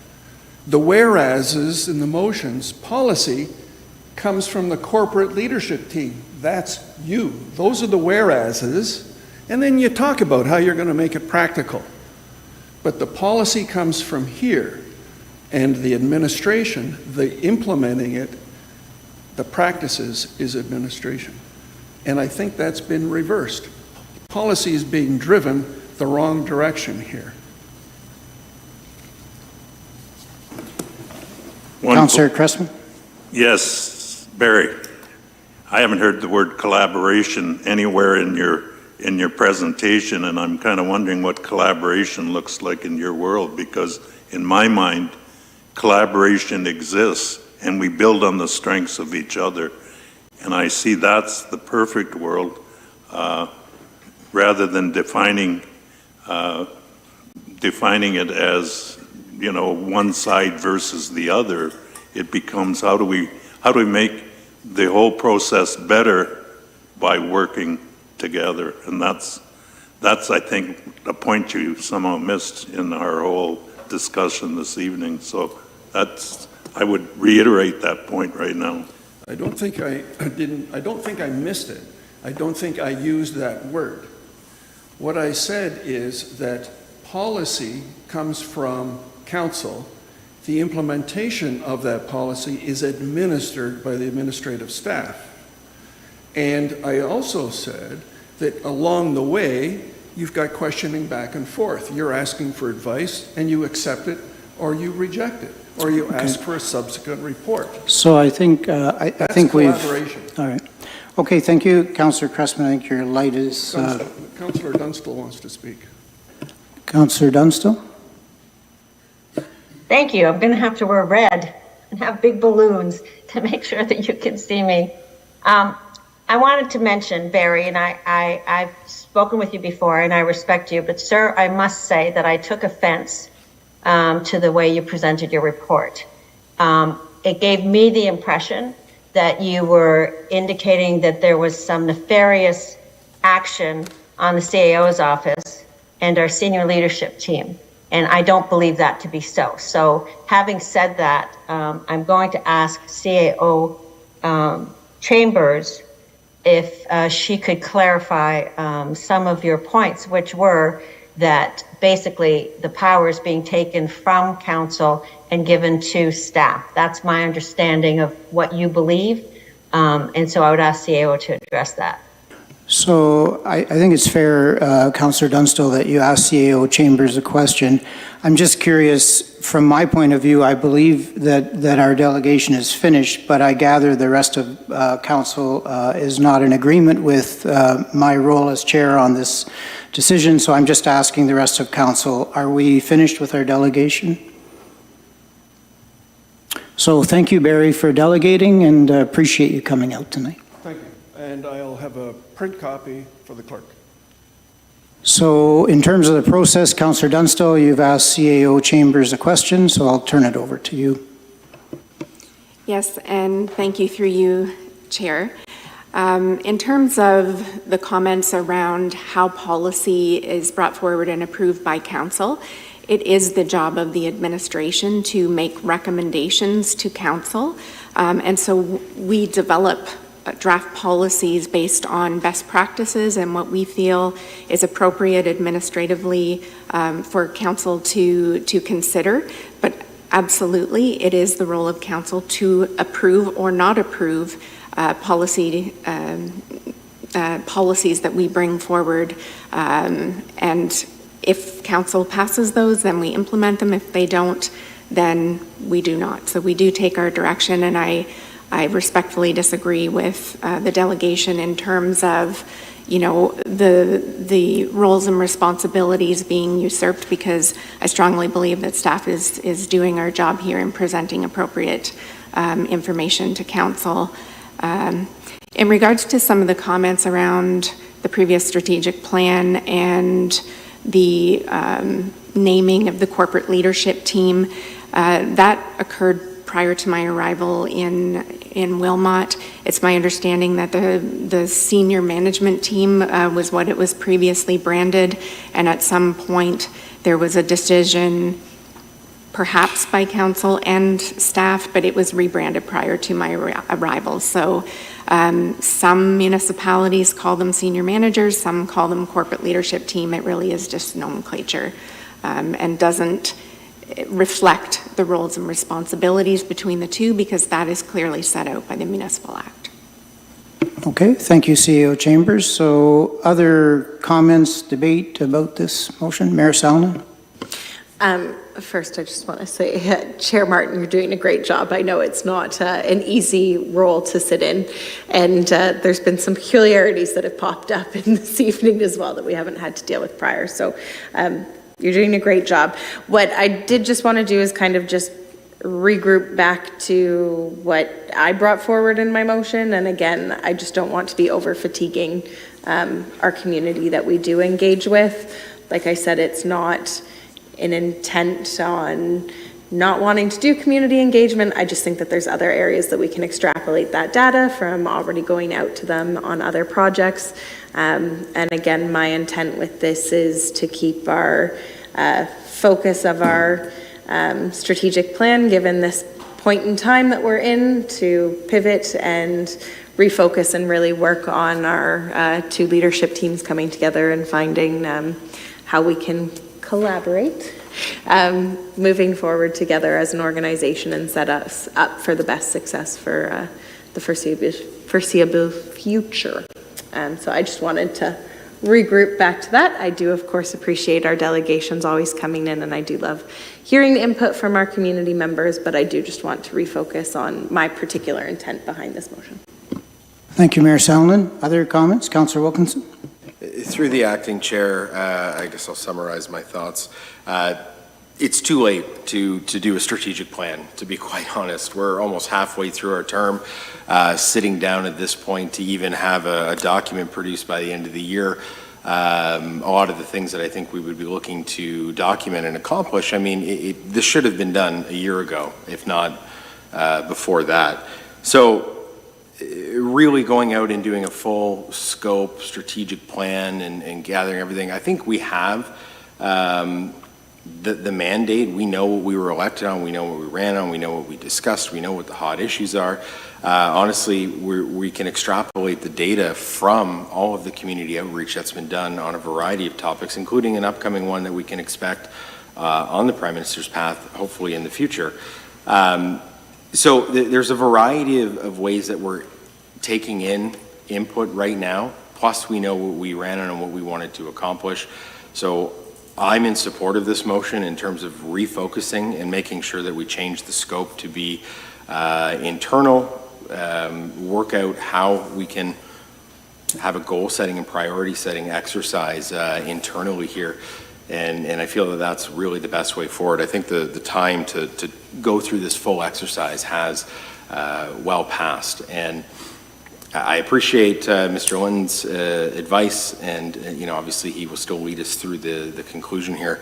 But my hope is that we can refocus based on what this motion is and really not tire out the community. And furthermore, I mean, honestly, if we go out to the community right now, what's going to dominate those conversations? I can probably name 2 items. And they're in the headlines every day. So is that well worth our time and our resources, or should we rather focus on the items that we set out to achieve? Thank you, Councillor Wilson. Clerk Bunn. Through you, Chair, I just want to raise for Council's attention that the time is now 11 p.m., which we have a section, I can refer to it here, sorry, I'm not wearing my glasses, 9.18.5, which we do have an 11 p.m. curfew. I would recommend at this time that Council passes a resolution to extend the time of the meeting. And I can read through the motion first and maybe look for a mover and seconder. The motion itself would be that in accordance with section 9.17.1 of the procedural bylaw, Council suspends the rules in order to extend the meeting beyond the 11 p.m. limit outlined under section 9.18.5. So mover, seconder, so moved by Councillor Cressman, seconded by by Mayor Salonen. Didn't mean to demote you. Any comments, questions? I guess my question is regarding staff. Are staff okay with us continuing, or? Okay, so it's okay. Okay, so then all those in favor of continuing? All right, motion carried. So, Councillor Wilkinson, was there more that you wanted to say? Okay, Councillor Cressman? Yeah, I certainly hear what Mr. Linton, the validation that public outreach provides. I also understand why changing the scope would make sense. I guess the question I have is, I'm wondering what our perception about public outreach really looks like. And I'm wondering if we could make the final decision on this when we meet as a group and be presented with what public, the minimum amount of public outreach that would be required to validate the process. And I think that's, maybe I'm looking for the Canadian compromise, but I think I can see both sides of the argument, and wondering whether maybe a comment from CAO Chambers on whether this has to proceed, public outreach has to proceed, us meeting together, or whether we can delay public outreach. I hear small focus groups, to my mind. Is that data, doing research projects, is that taking your data and what is that terminology of when you manage the output so you get what you want?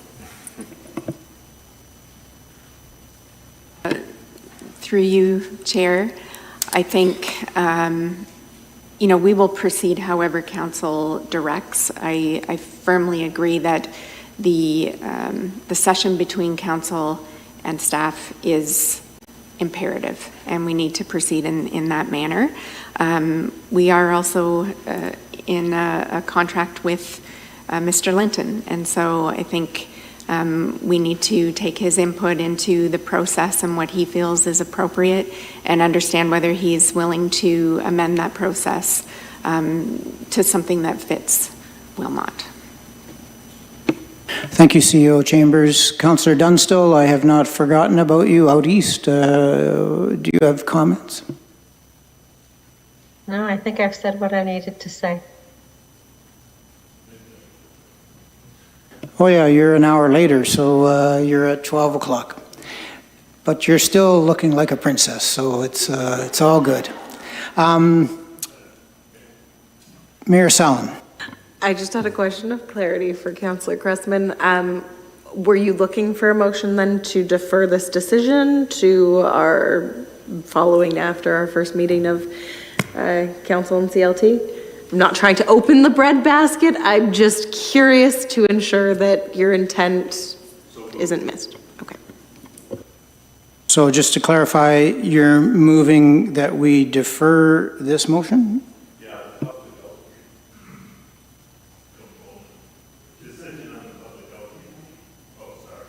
We defer the decision on the public outreach component to our first meeting.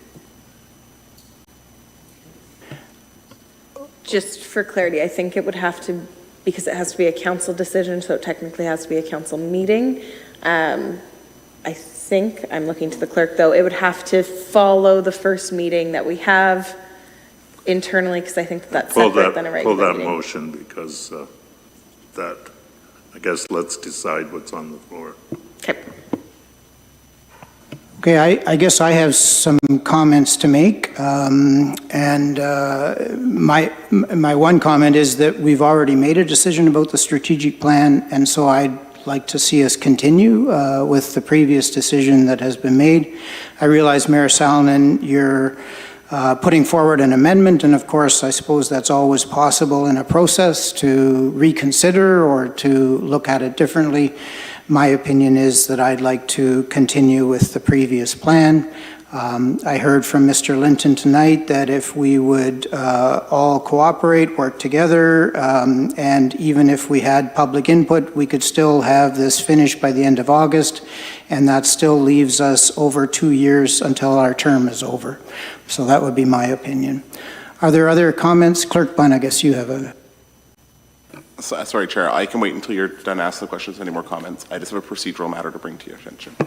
Okay, are there other comments, thoughts about this motion? Okay, Clerk Bunn, about the process. Through you, Chair. It's been referenced a few times. This is really a reconsideration of a decision that's already been provided by on the February 15th meeting, a special meeting of Council. So at that meeting, Council had directed staff to proceed with the strategic plan. This does change that direction slightly by changing the intent of the strategic plan that was outlined in that report, in which case we would need to do a vote to reconsider. So what I would suggest at this point is that the motion itself that's on the floor is a vote to reconsider the decision of February 15th.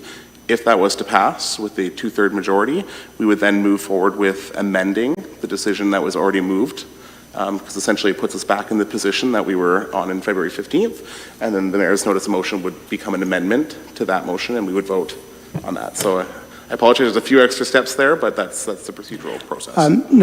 Fair enough, and thank you, Clerk Bunn, for that detail. I guess what I'm curious about, what does that mean for us if we put out an RFP and we've contracted with a company? Is there some consideration on that? Through you, Chair, I'd refer that to the CAO to perhaps answer. Through you, Chair, when we issue an RFP, we actually have terms within the RFP about what the scope of work is. So when we award that, then we're agreeing to the scope of work. If we change that, then it has to be in agreement with the consultant in order to fulfill our obligations under the contract. Okay, so I guess if we did decide to make a change, we would need to negotiate with Mr. Linton about that. Okay, are there any other comments, questions? And if not, then I'll call the vote. So to clarify then, we have the motion in front of us and we need a 2/3 majority. Through you, Chair, that's correct. It's 2/3 majority to reconsider, and then we'll take another step after that. So all those in favor? So we have 1, 2. All those opposed? 1, 2, 3. So the motion did not carry. So in terms of process, that's it? Okay. All right, I guess my term is over. Very good. Thank you very much, Councillor Martin, for stepping in and acting as, I was about to say CAO, but acting as mayor there. I don't think you want Sharon's job. We will jump into announcements. I apologize that I do have a few, but it's a happening month and I don't want to miss things since we're already here. So National Accessibility Week is May 26th to June 1st, and this year's theme is Forward Together, Accessibility and Inclusion for All, emphasizing the needs for collective efforts to create a barrier-free Canada. It is a week that certainly I think people should focus more on as we're going around our community and seeing where these barriers exist, and of course as policymakers how we can continue to reduce these types of barriers. You can visit canada.ca for more information. The months celebrated in June are actually many months of recognition and celebration.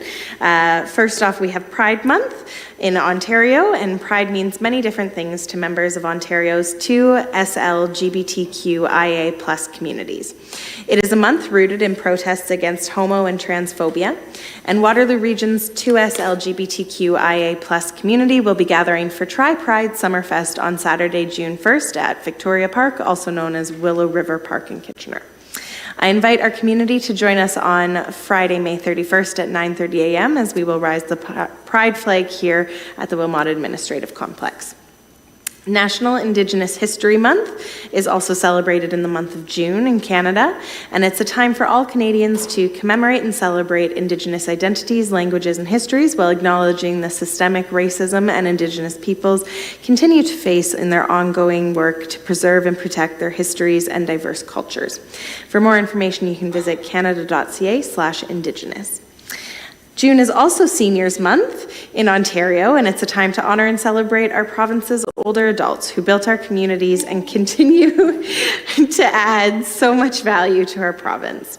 I plan on visiting a few different Wilmot Seniors programming throughout the month of June to thank the folks in person, and I hope that other people will seek out those opportunities as well. For more information, you can visit ontario.ca/Seniors Month. I also want to make a note that these months don't all exist in isolation. Of course, there are points of intersection where we do have people who belong and identify to many of these groups, and so they're celebrating multiple things, and I just want people to remember it's not all siloed either. And then, of course, it is also Parks and Recreation Month for the month of June, and this year's theme is Community Thrives Here. So visiting parks and participating in recreational pursuits brings people together to help enhance their quality of life by encouraging a sense of community and active lifestyle. I hope that we can all find some more time to enjoy Wilmot's many parks and recreation offerings this month, from our wonderful facilities like our pool and ice pads, our youth and senior centers, or even spending more time in nature at one of our many beautiful trails, including our newly renovated Nith River Promenade and, of course, our ever-growing Mike Scout wetlands. I suppose when I say growing, the plants are growing, the site itself is not. And for more information about the month, please visit Parks and Recreation Ontario at prontario.org. We do have a few events. I want to acknowledge and thank the thousands of volunteers who braved the spring weather this past weekend to make the annual New Hamburg Mennonite Relief Sale such a success. All net proceeds for this important local event support the relief, development, and peace work of the Mennonite Central Committee, and we're so fortunate to host this beloved community event right here in New Hamburg. The Taste of the Countryside Waterloo Region Food Map, which I have here, is now available in hard copies at the Township Complex and the Wilmot Rec Complex. The map highlights Waterloo Region's growers and foodpreneurs that create diverse and exciting food scenes worth exploring in our township and beyond. There are more than 20 Wilmot businesses represented on our food map, which will soon be available online, and that will be included through Wilmot's website. So let's get out and explore as well as support our local groups. Castle Kilbride is calling all princesses, princes, pirates, and dragons to the castle for 2 fun afternoons of Storybook Day at Castle Kilbride on June 23rd and July 21st. There are a limited number of tickets available at eventbrite.ca for $15 each. Canada Day 2024 plans are well underway. This free event is happening on Monday, July the 1st at Scott Park in New Hamburg, beginning with an Indigenous sunrise ceremony and finishing with fireworks over the river. Thank you to our 2024 Canada Day event task force, all of the volunteers and all of those who are sponsoring the event, setting up an information table or appearing as a vendor. We are still looking for additional volunteers to help us make this special event a great success. Please visit wilmot.ca/Canada Day for more information on how to volunteer. Cruising by the Pond is restarting next Wednesday, June the 5th, and running until August 25th from 4 p.m. until dusk, weather permitting, at the corner of Charles Street and Foundry Street in Baden. I encourage you to come check it out. And my last one is that the Baden Firefighters Association is hosting the Almost Hip on June 22nd, 2024. Proceeds from the event go towards purchasing life-saving fire and rescue equipment, and tickets are now on sale. Councillors, do any of you have any announcements that I maybe didn't hit in that encompassing? No? Okay, very good. Business arising from closed. The motion is that staff be directed to proceed as directed with respect to a human resources matter. May I please have a mover? Moved by Councillor Cressman, seconded by Councillor Martin. All those in favor? And that carries unanimously. Our confirmatory bylaw, may I have a mover? Moved by Councillor Martin, seconded by Councillor Cressman. All those in favor? That carries unanimously. And adjournment, may I have a mover? Moved by Councillor Martin, seconded by Councillor Cressman. All those in favor? That carries unanimously. Thank you to everybody who was here in person and stayed to the end, and of course to our staff for sticking it out to this late hour. Thanks.